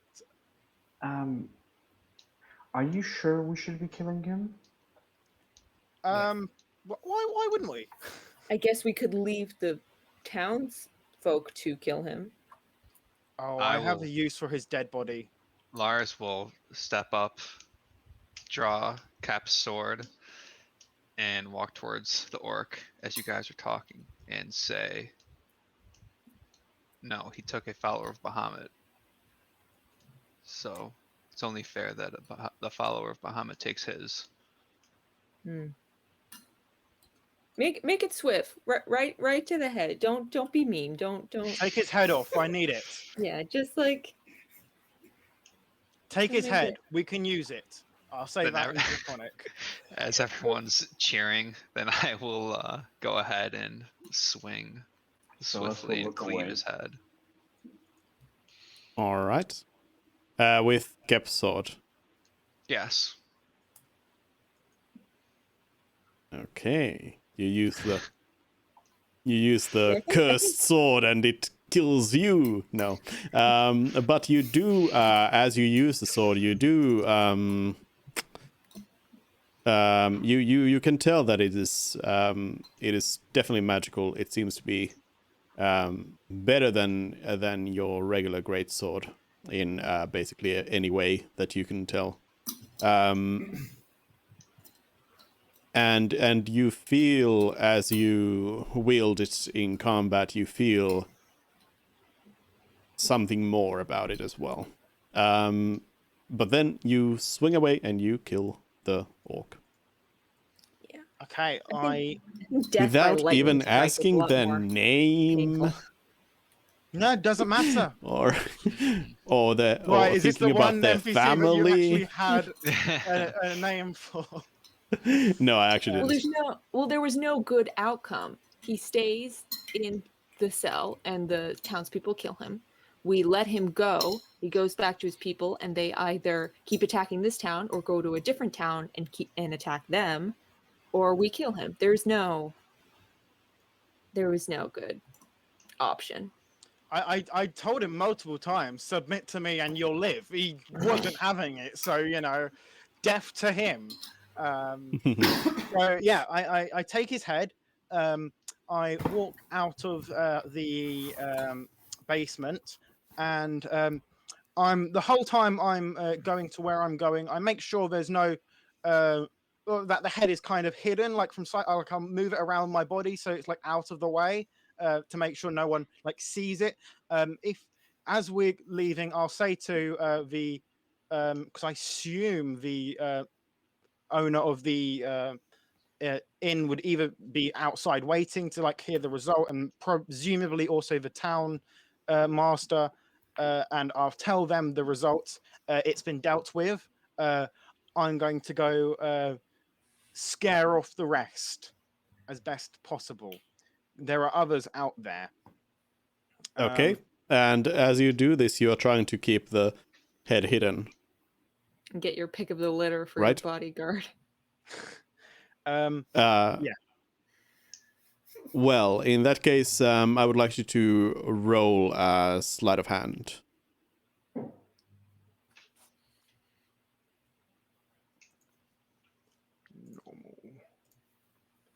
I mean, I'm not trying to like conceal the fact that we've killed him. I told him that we killed him. I'm just trying to make sure that no children or anything see the decapitated head of an orc.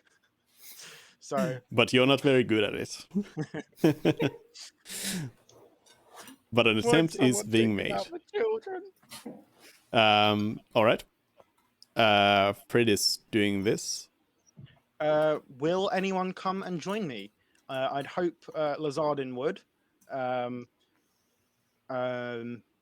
or Celeste, and I wouldn't mind other support as well in case I somehow get attacked by the group for having the orc's head. You never know. Although there's a chance, there's a very small chance, but there's a chance I could take them if I got very lucky. And when I say take them, I mean put them all to sleep. You can run. Yeah. So yeah, I head off with the head, with whoever's following me. So you're gonna go fight them right now? I'm not going to fight them. I'm just going to tell them that they have no business here, leave, and I think we hold their should head up rest and up and take a long rest before doing all this. And maybe we could use diplomacy. well, no, because we don't know how long they'll be in the forest for. He said they're in the forest now, and I don't want to have I don't want to hold on to a dead orc's head for however long a long rest is until we next do this. So I would like to do this immediately. Yeah, I'm at full So, health, long- and I've only used one of my spell I- slots, so yeah. Yeah. Yeah, so I just wanted to so say- everyone's aware, a short rest is what you do during the day. So you have 1 hour, you take a new rest, when you can get healing and certain classes refresh certain things. A long rest is basically when you sleep. It's 8 hours, and you can only benefit from one long rest during one 24-hour period. So you won't be able to take a long rest right now anyway. Or you can, but it won't do anything. You can just sit around for 8 hours. So yeah, I'm gonna go to the edge of the forest, or where the orc told us that his compatriots were, and then I'm going to shout out, "Your leader is dead. We have bested him. He is weak." Before all of this, let's get this straight first for everyone else Sure, as well. Let's see what everyone else is doing. So who is following Fred? I would. Let's try to keep it non-violent, and we're going to a whole like village of orcs, I'm assuming, or No. whatever nomadic settlement area that they're in right now. Some kind of camp. He said they're just What? hiding in the woods. We've never got Waiting. to ask him how many orcs were there. No, we did, and he didn't reply. He growled at you when you asked that. Yeah, we didn't get the answer, essentially. But beforehand, we were told it was a raiding group of about 10. So maybe there's more civilian orcs If with there's them. Like yeah, children, 5 more essentially. raiders. I mean, Yeah. Maybe there's a more intelligent leader here. Yeah. Unlikely. What if they're like factions and stuff? And it Let's didn't regardless, take it appear that slow. way. Yeah, it didn't really sound like that from his description. He kind of sounded like he was the top dog and wouldn't work with anyone at all. So What if he's? Yeah, unless let's just Well, he was also an keep arrogant keep it asshole, so- non-violent as long as we can. yeah, I'm not planning on fighting a bunch of orcs with how many spell slots do I have left? 3 apparently still. Wow. It doesn't automatic. Wait, is that how many spells did you use? You cast. I casted 3? sleep at. Yeah, I definitely Level casted 2 at sleep. least 3, and Sleep and healing word and suggestion I casted twice. Sleep at level 2 once, and then sleep at level 1, I believe. So a yeah, lot of spell slots. yeah. Bard. So yeah, Cool. not planning on fighting, but yeah. So who's coming with me? Is Celeste joining? Yes. All right, and Mervyn. Yes. All right, everybody's going. Good. Okay, I'll go to the location the orc said, and I'll hold up the head triumphantly and said, "Your leader is dead. He was weak. Attack us, and you will fail. Run away, and you may live." And then I'll just listen out to see if anything happens. You hear some birds chirping.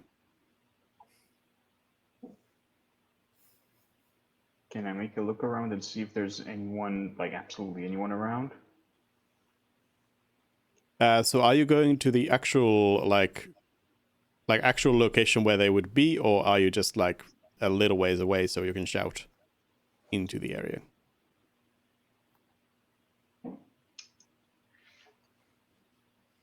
I think he was actually asking you, HJ, if we were shouting a distance away or if we were at the.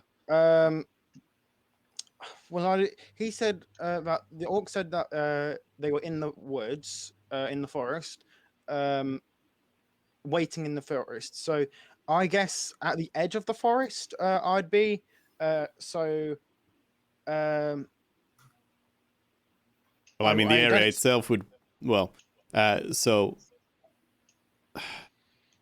Just so, are you going into like visual distance of the place? Can you see the actual place? Yeah. Where the orc said. Yeah, I'd be able to see where they are, but not if they're hidden, obviously. Okay. You don't see anyone, no.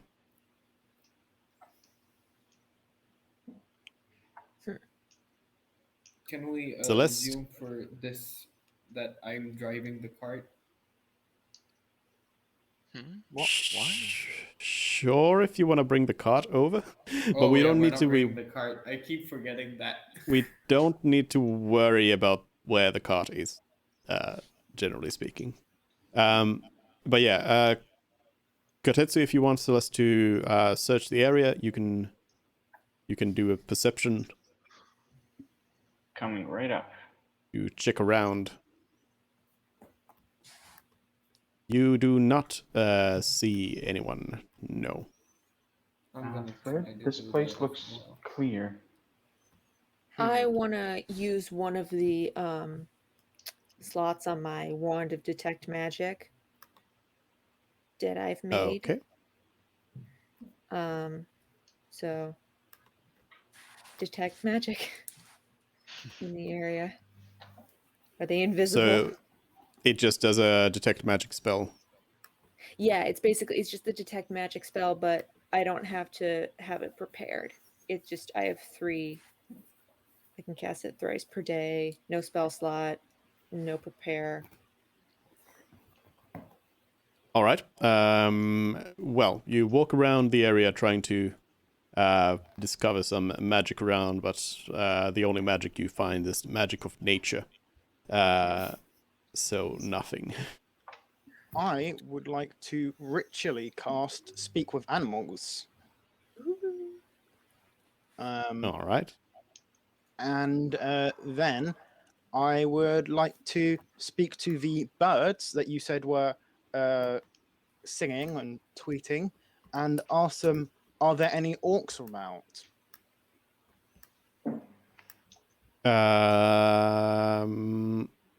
They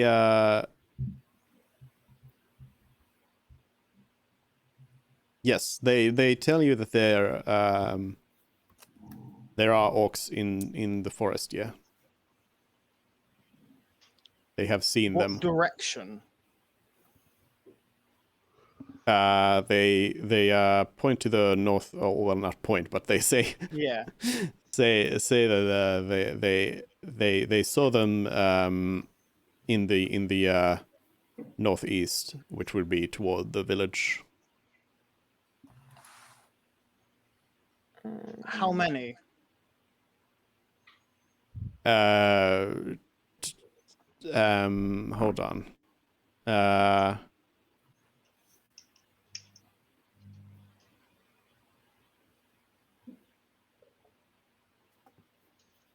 They say they've seen 10.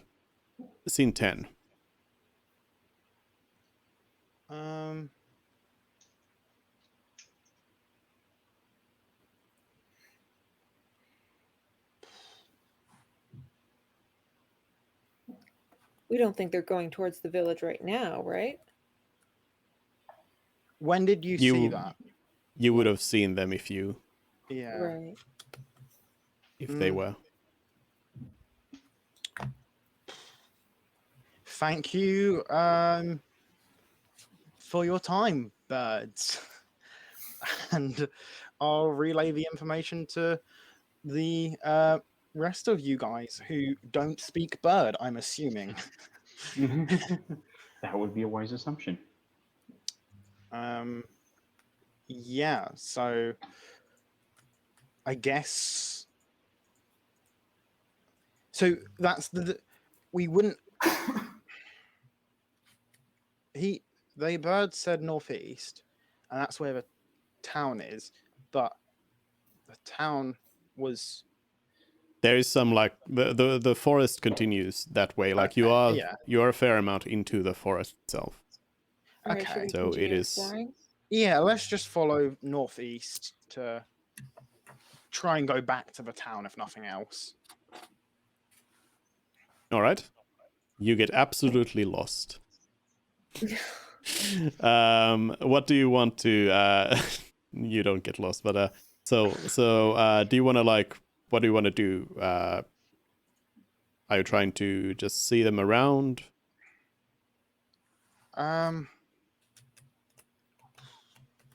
Anyone have ideas? I mean, is it really important to track down the orcs and then say, or Well, I mean, otherwise they might just attack if they have. Yeah, No. reasonably. Yeah. we could just have the orc heads just put on a spike outside town if that's what you want to do. Yeah, I guess that works. It's a bit gruesome though. Like Not a bit, just Open. very gruesome. Hey, it's a classic As, for a as reason. opposed to carrying around a rotting head and tracking down the orcs. I'll put it on a stick and it'll be a special magical staff, the staff of orc head.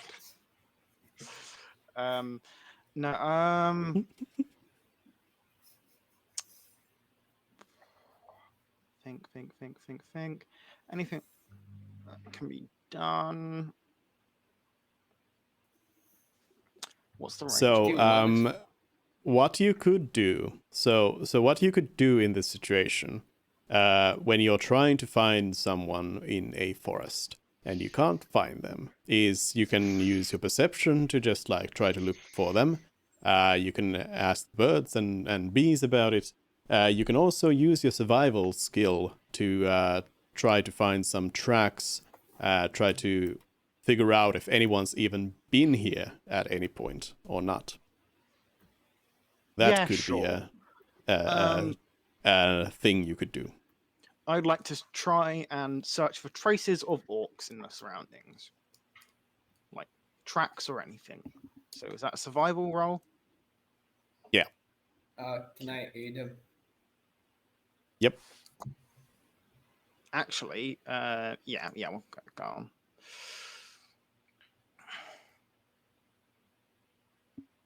You have advantage. Or Oh, yeah, okay.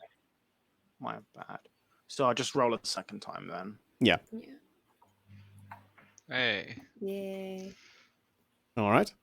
You look around in the immediate vicinity where you were, where the orcs said that they were going to be. You don't really find any evidence that the orcs have actually been there. So you think the big orc might have just lied to you. But on the way back, you as you look for more traces of any orc activity, you do find that it seems like the birds weren't lying to you. It seems like the orcs have been around here, not exactly in the same area where the big orc said, but in here. But it seems like they were last here maybe like yesterday. So they have. It's not entirely fresh marks. You can tell that they have moved westwards. They probably just packed up and moved camp.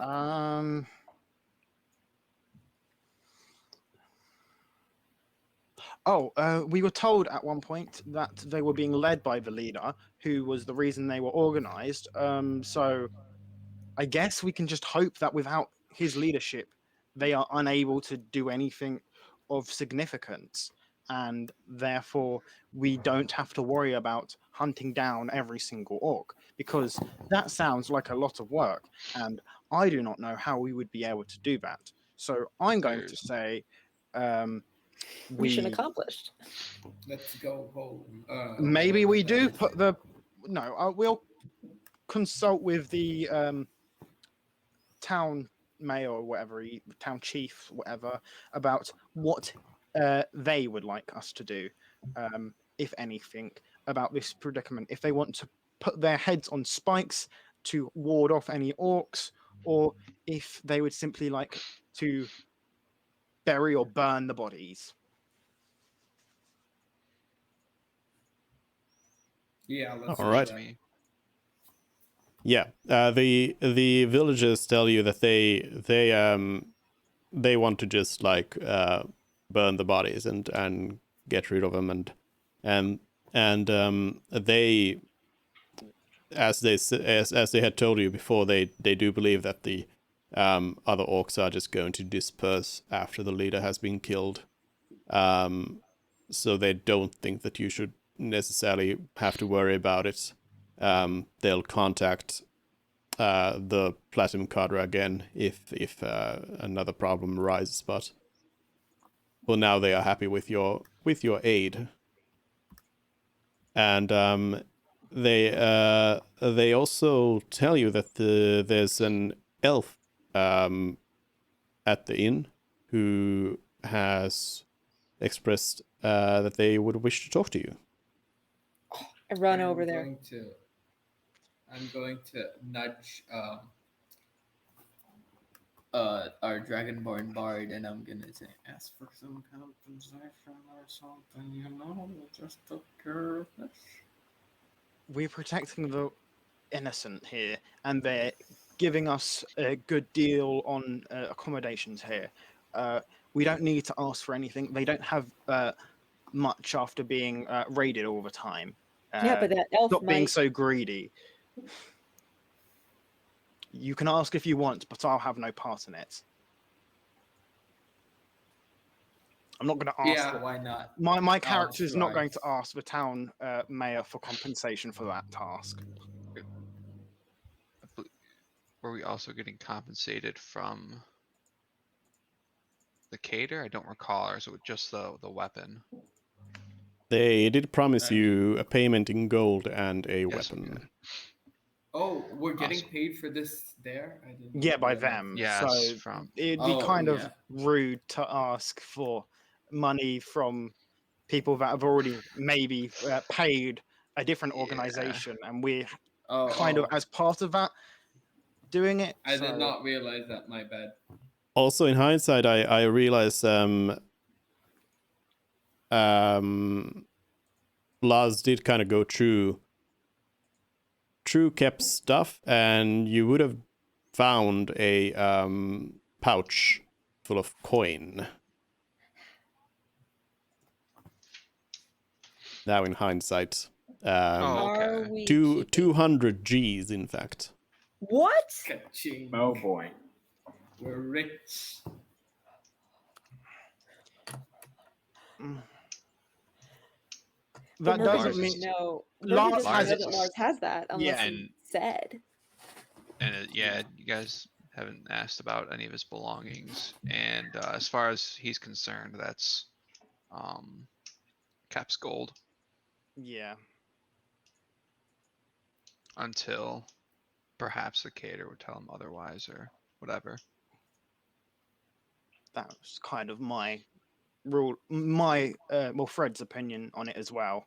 Although Fred think- doesn't know about the money either at this moment. If Mervin were to weigh in, which he can't because he doesn't know about it, he would, I think, say, "Can we at least take 50 out of it or something like that?"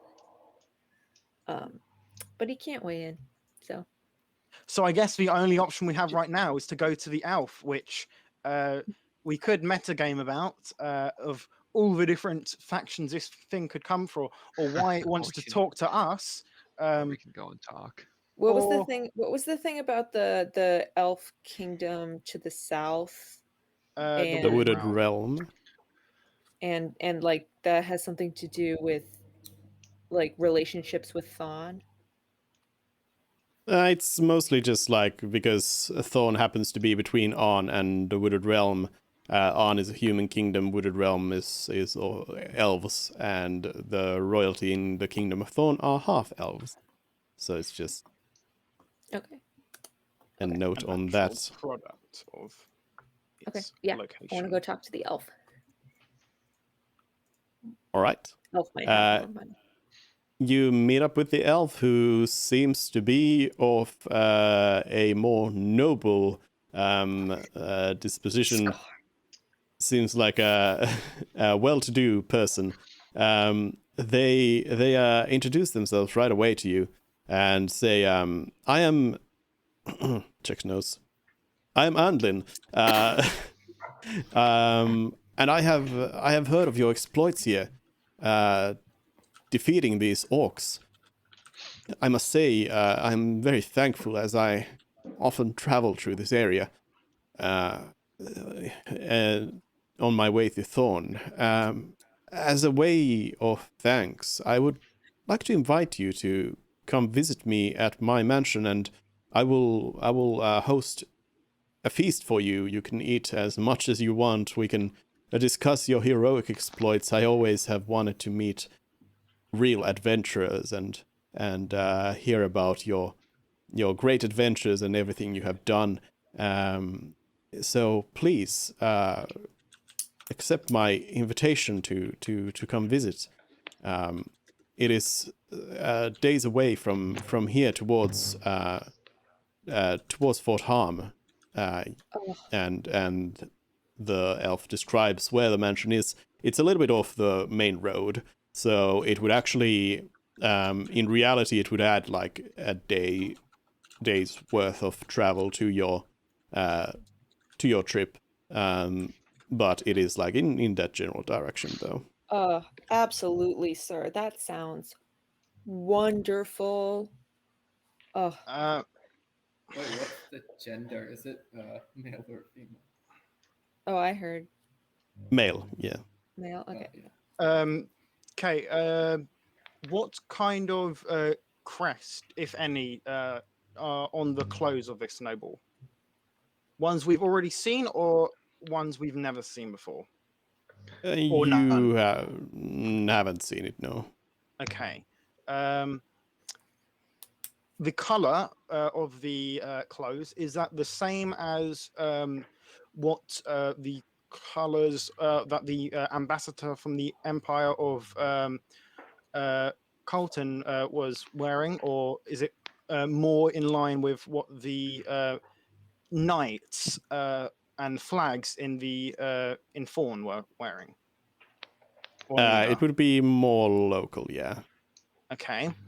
I'd also like to make an insight check on the on what they were saying, if they've been lying to us about who they are. Go ahead and insight. Insight. Oh, okay, great. Oh wow. By the way, in relation to like insight and perception, characters have a passive insight and perception. Technically, like passive everything, theoretically, sort of. But especially like perception and insight are ones where you have passive abilities, which I've noted down, and I keep tabs on it against like stealth and such.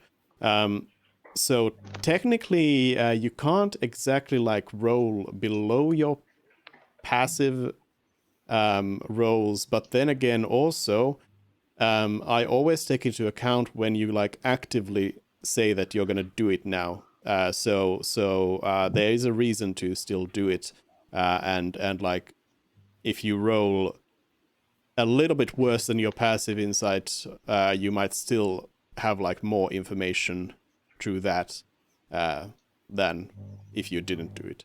I think I'm Just a actually rolling too. random note there.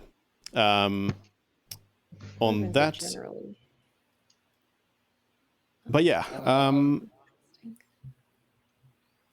We're gonna As for- tell the we're gonna tell the elf that we have to get our deceased friend back to Oh yeah.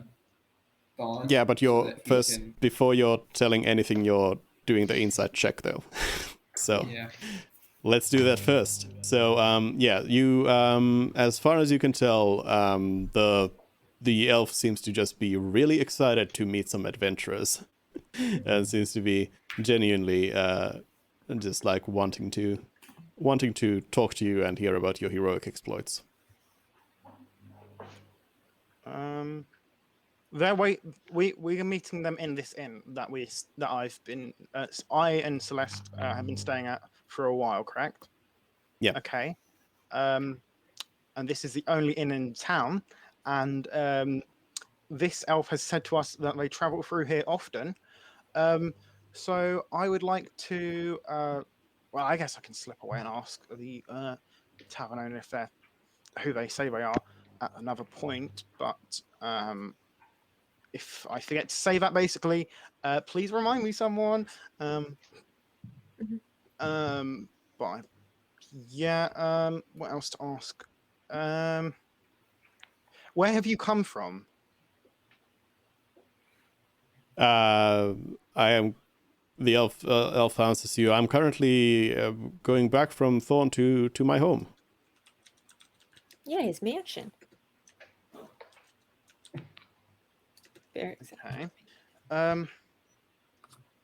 What is your take on what happened in Fawn? Yes. Well, what are you talking about? What happened? The king died. I cut Mervyn off very quickly, kind of beforehand, assuming that either Mervyn or Mort were going to say something almost instinctively, and as if I need to babysit them verbally. And I then say, you said you were coming from Thrawn. How long has it been since you were there last? Well, I left yesterday morning. And you're not aware of any noteworthy news in recent time from Fawn? I know all the news, but why are you interrogating me like this now? Please, we are friends. Come now, Fred. This is unbecoming. Even I'm aware of that. Let's just take this person up on their offer after we're done with our little task. I'm just gonna tell the elf that one of our close friends just died, and he may be a little on edge because of that. Yeah, and after I'm gonna that, tell him I'm going to Close say sorry. friend. Close that friend. we have to return his body back to very close the town. Yeah. The elf says, I see. Yes, please do what you must, but after you're done, please come visit me. I implore you. I'm going to then head over to I'll have a sad-ish or like a downtrodden expression on my face after we've raised the news that the friend has died, and after it's like been brought to the conversation, I'll kind of look upset because I'm not happy about it for sure. He was helping us fight and doing something good, so I'm not pleased that he's dead by any stretch of the imagination. So I genuinely will be upset to some degree, and then I'll just say, someone note down the location, the directions to his manor. I'm going to grab a drink and then go to my room, and then I walk off to the barkeep. So yeah, if you guys can continue questioning him. You can ask the tavern owner. Yeah. Yeah, I think we're just making. I'm just making small talk with the elf. I don't Okay. intend to ask him anything right now. Anyone else? Can we just ask him about his mansion, what it's like for him to live in that place, that sort of thing? Yes, you Yeah. can have a nice conversation. Yeah. Wait, we know that it's off the road, right? Somewhere Off the near main road. Somewhere here, I presume. Well, on the southern side of the main road, but yeah, the exact location is not as important. Yeah. And he said he's a noble, right? Well, no. You think so? Can I ask him if he's some sort of noble of some kind because he presents himself? Just Yep. so fashionable, sir. Wait, did he say his name? Yeah. Yes. Yeah, Alden. My bad. And Andlin. Andlin. So Andlin explains to you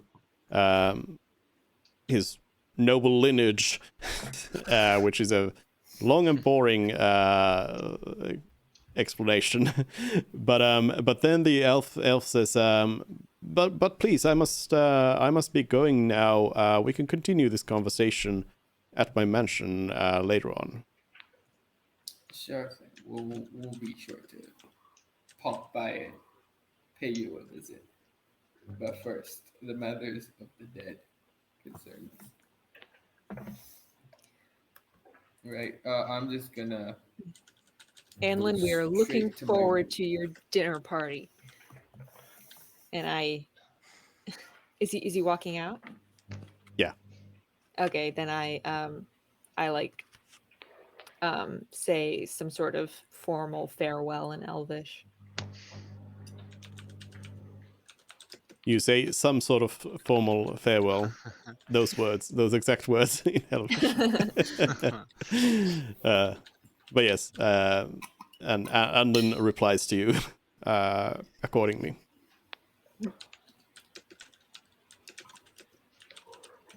Okay. All right. Now, Okay. oh yeah, go ahead. So I'd like to talk to the barkeep and ask ask if he's or she's seen the elf who's talking to our group before, or no? Yes, and the barkeep confirms every detail about the elf's story. Yes. So okay. Can we ask the townspeople if they have a coffin or something? I don't think we should be carrying a dead body on a mule cart. I mean, usually you just use a bag, really. Yeah, I think we can just cover him. Yeah. I'll ask the barkeep. So the barkeep confirmed absolutely everything that he said. Yes. He wasn't yes. like, okay. That is surprising. Not what I Not expected. everyone is lying all the time. Okay. What's surprising is that you didn't make no one made a single insight check on the pretty evil orc that was hitting us. But the second that an elf walks in, it's insight check after insight check. I to assumed lie. he was too stupid to lie. Okay, forgive He me. went. I go over to the I go over to Fred and I say, it's always best to accept invitations whenever, unless it's someone who could beat you up for backing out. Because we can just go to his mansion and we can ask him more questions there, but I don't want to have the invitation rescinded because we asked too many questions now. And especially then, we can maybe put a little zone of truth around the dinner table. Yeah, something. And if he is lying, if he is a bad guy, then I can swipe a bunch of stuff on the way out. Sure thing.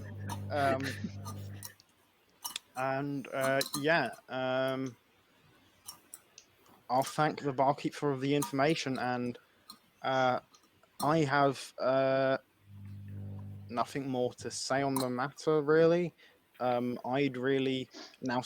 My thoughts are we take a short rest, or in game, and then what time of day would it be? Because it was very early when we fought the orcs. Yeah, it's morning. And then Okay. Morning-ish. Would we be able to make it to Thorn and back? No, you'd be able to make it to Thorn. It's a day's way. This is what I assume you want to do, is you want to go to Thorn, you want to take the corpse there, you want to take it to the Platinum Cadre, you want to tell them your mission's done, you want to come back, you want to continue on to the manor. Is this true? Mm-hmm. Yes. Yes. Pretty much. and Yeah, collect okay. any rewards on the way. Of course. Yeah. So we can assume this is what happens. So you go there, you take the stuff. The Platinum Cadre, you meet with the captain there, and they are of course saddened by the loss here. But they also inform you that Kep had your reward money. So the 200 gold pieces are yours. You can have them. And also, the captain gives Kep's sword to Lazaldin and says that with your noble deeds, you have been promoted in the order, and you are now a full knight of the order. All right. I added the 200 gold to the cart. Yes. Good. I guess, well, first, obviously, I would apologize for Cap's death,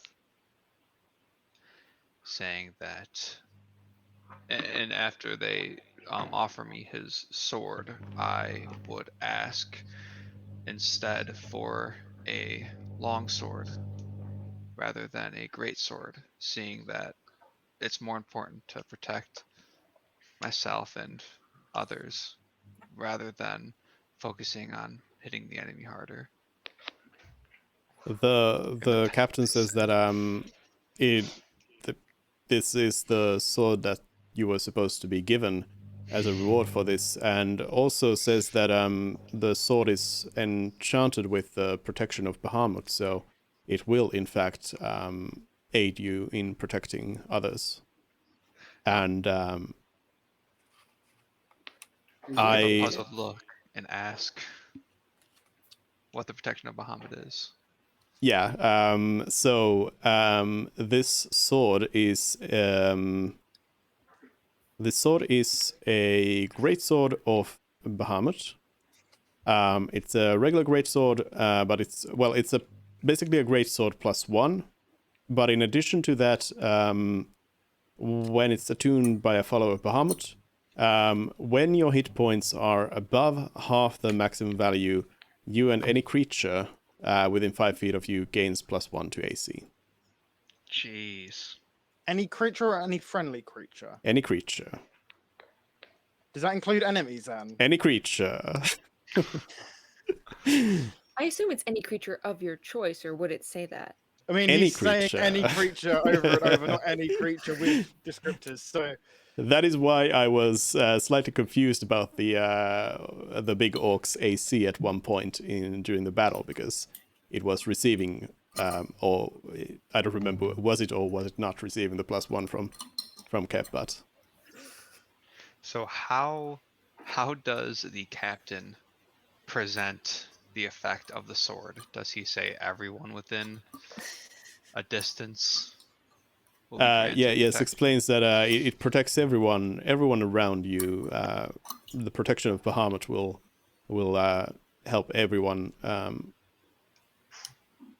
I'll be ask safer in even my combat. enemies. Mervin kind of scoffs, like, rookie work. Yes, everyone, absolutely everyone would be protected by Bahamut. And I'll look a little dumbfounded, asking once again. So it protects my enemies as well. The captain's like, was this not told to you in training? But no, they're just explaining. Yes, that is how the blessing functions. It whoever's close to the sword is blessed by Bahamut. He'll hold it another moment, puzzled.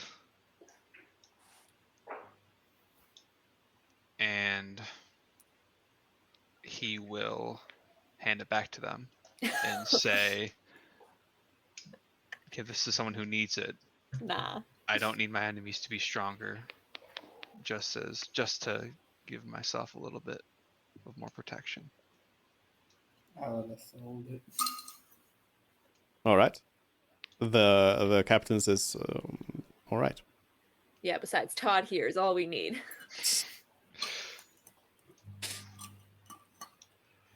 And then from there, I will leave if that's all they have. Yep. So could you remind me, DM, how we do discovering the properties of magic items? So normally you would do a short rest to investigate one. Alright. And we can assume that during this period of time that you travel along, you can also you can check out if you're talking about the axe. Yep. Yep, you can check it out. So you experiment with it, and I'm experimenting with Roll20, not opening up the thing. But okay, well, I don't even need it open. It's a +1 great axe. Oh, okay. Cool. Yeah. Can we turn off the blessing? The what? On the greatsword?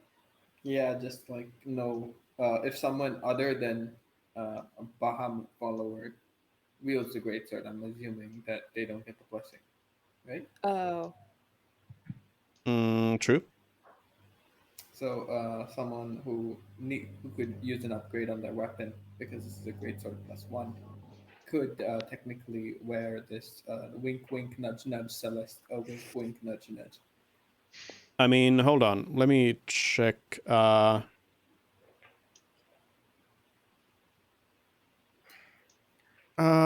Thing is, though, like, I wouldn't It's, really say it's it's a up to lit- Celeste.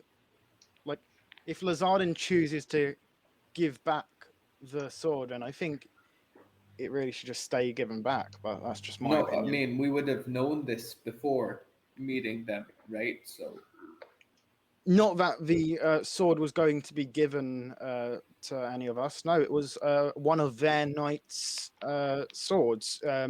We're handing back the body so that they can bury it with his armor and his money and his weapons. I wouldn't assume that we are owed anything of off of him. They said they would pay us, fair enough, and give Lazardin a weapon, but it was never, to my knowledge, said beforehand that the weapon that a different knight was carrying would be his, nor was it that the money that he was carrying was to be given out. So didn't he say that when he also, died?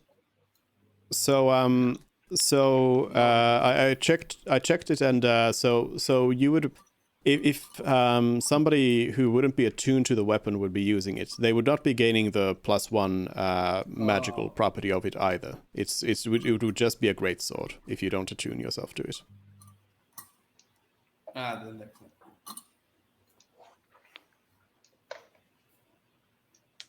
But yeah, Lazardin has already given the sword away. And Celeste, yeah, you discover that it's a +1 great axe. Do you just replace your current axe with that? Yep. Yep. Do you throw your old axe away? I give it for safekeeping, just in case. Yeah, you don't just like yeet it. Like you're just like, oh, better axe. Yeet. tie it to the bottom of the cart somehow, so it's hidden away and underneath a spare weapon should it ever be needed. I mean, Thought. that's Yeah. not Give a it to bad Todd. idea. It's not at all. Wow. Yeah, but anyways, I would try to purchase a longsword in Thawne. Oh yeah, we could definitely shop. You don't have a Yeah. longsword? No, just a mace. Oh, interesting. Okay. Wait, so do you you have can- proficiency in martial weapons? Yes. Then why don't you just take my where is that thing? Warhammer. You're not going to use it at all? I mean, it's a strength weapon, and I have no strength whatsoever. So maybe we could buy me a rapier, and you could use the Warhammer, because I haven't used it once in 3 combats. So I think, unless, I think Kotetsu And, said it very well in his explanation, unless you're actually going to build up your dex, you shouldn't ever need a dexterity weapon unless it's like your crossbow that you want to use, because your Yeah, but his cantrips. dexterity is already better than his strength right now. It's So not it would be even better close. to use a finesse It's- weapon. It's not as much of a question whether his dexterity is better than his strength. It's more of a It's question whether his wisdom is better than his dexterity. And also, I don't really Oh. think I'm going to be using melee weapons that often, because I Right, have yeah. touch spells that do a lot of that outperform So my that's melee capabilities. what Right. I'm asking, is why you would need the rapier if. 'Cause Yeah, his- and worst case scenario, I can just take the bards. Why do you Uh, need the rapier?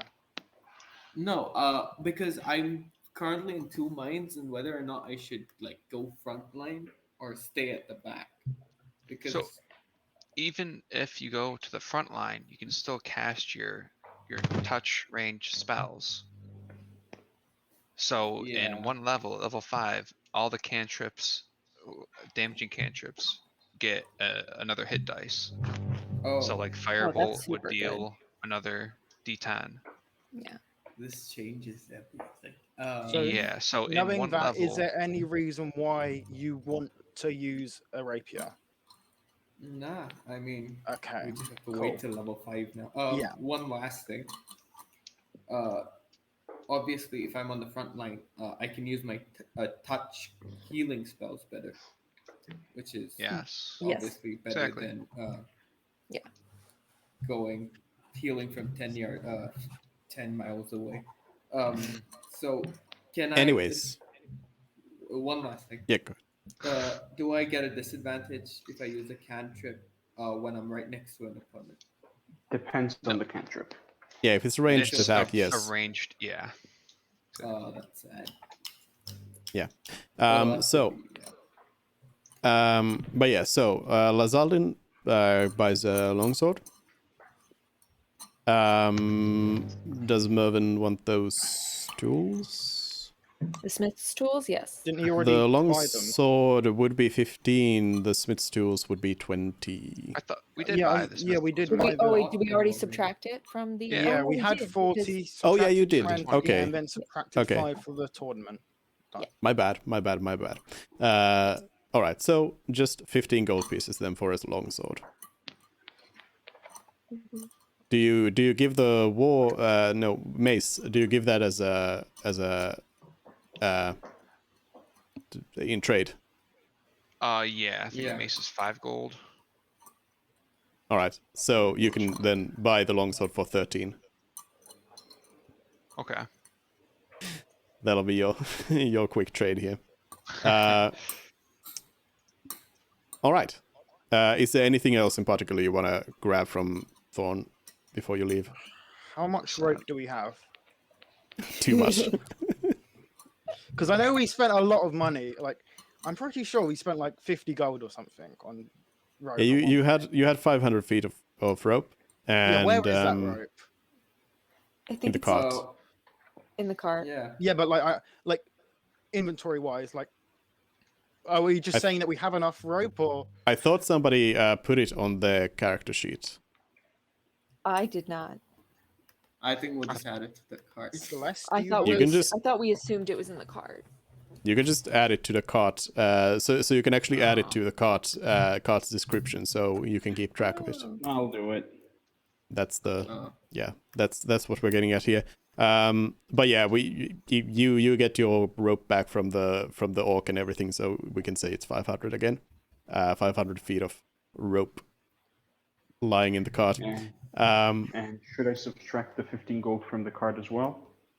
13. 13. Okay. Yeah. And yeah, that's gonna be that for today then.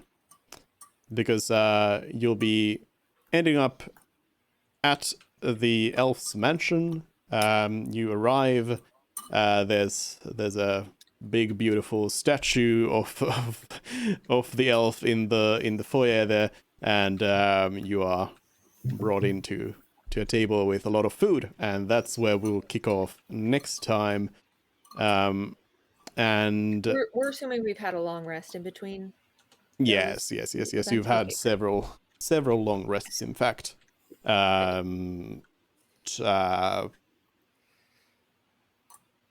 You would have had 2 long rests in between. Okay. Yeah.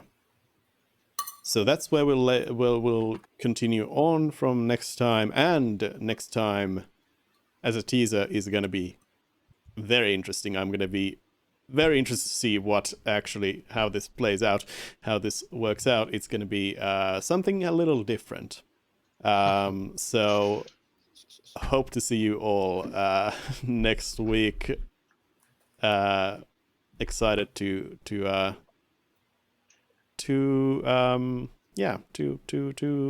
try out something a little different.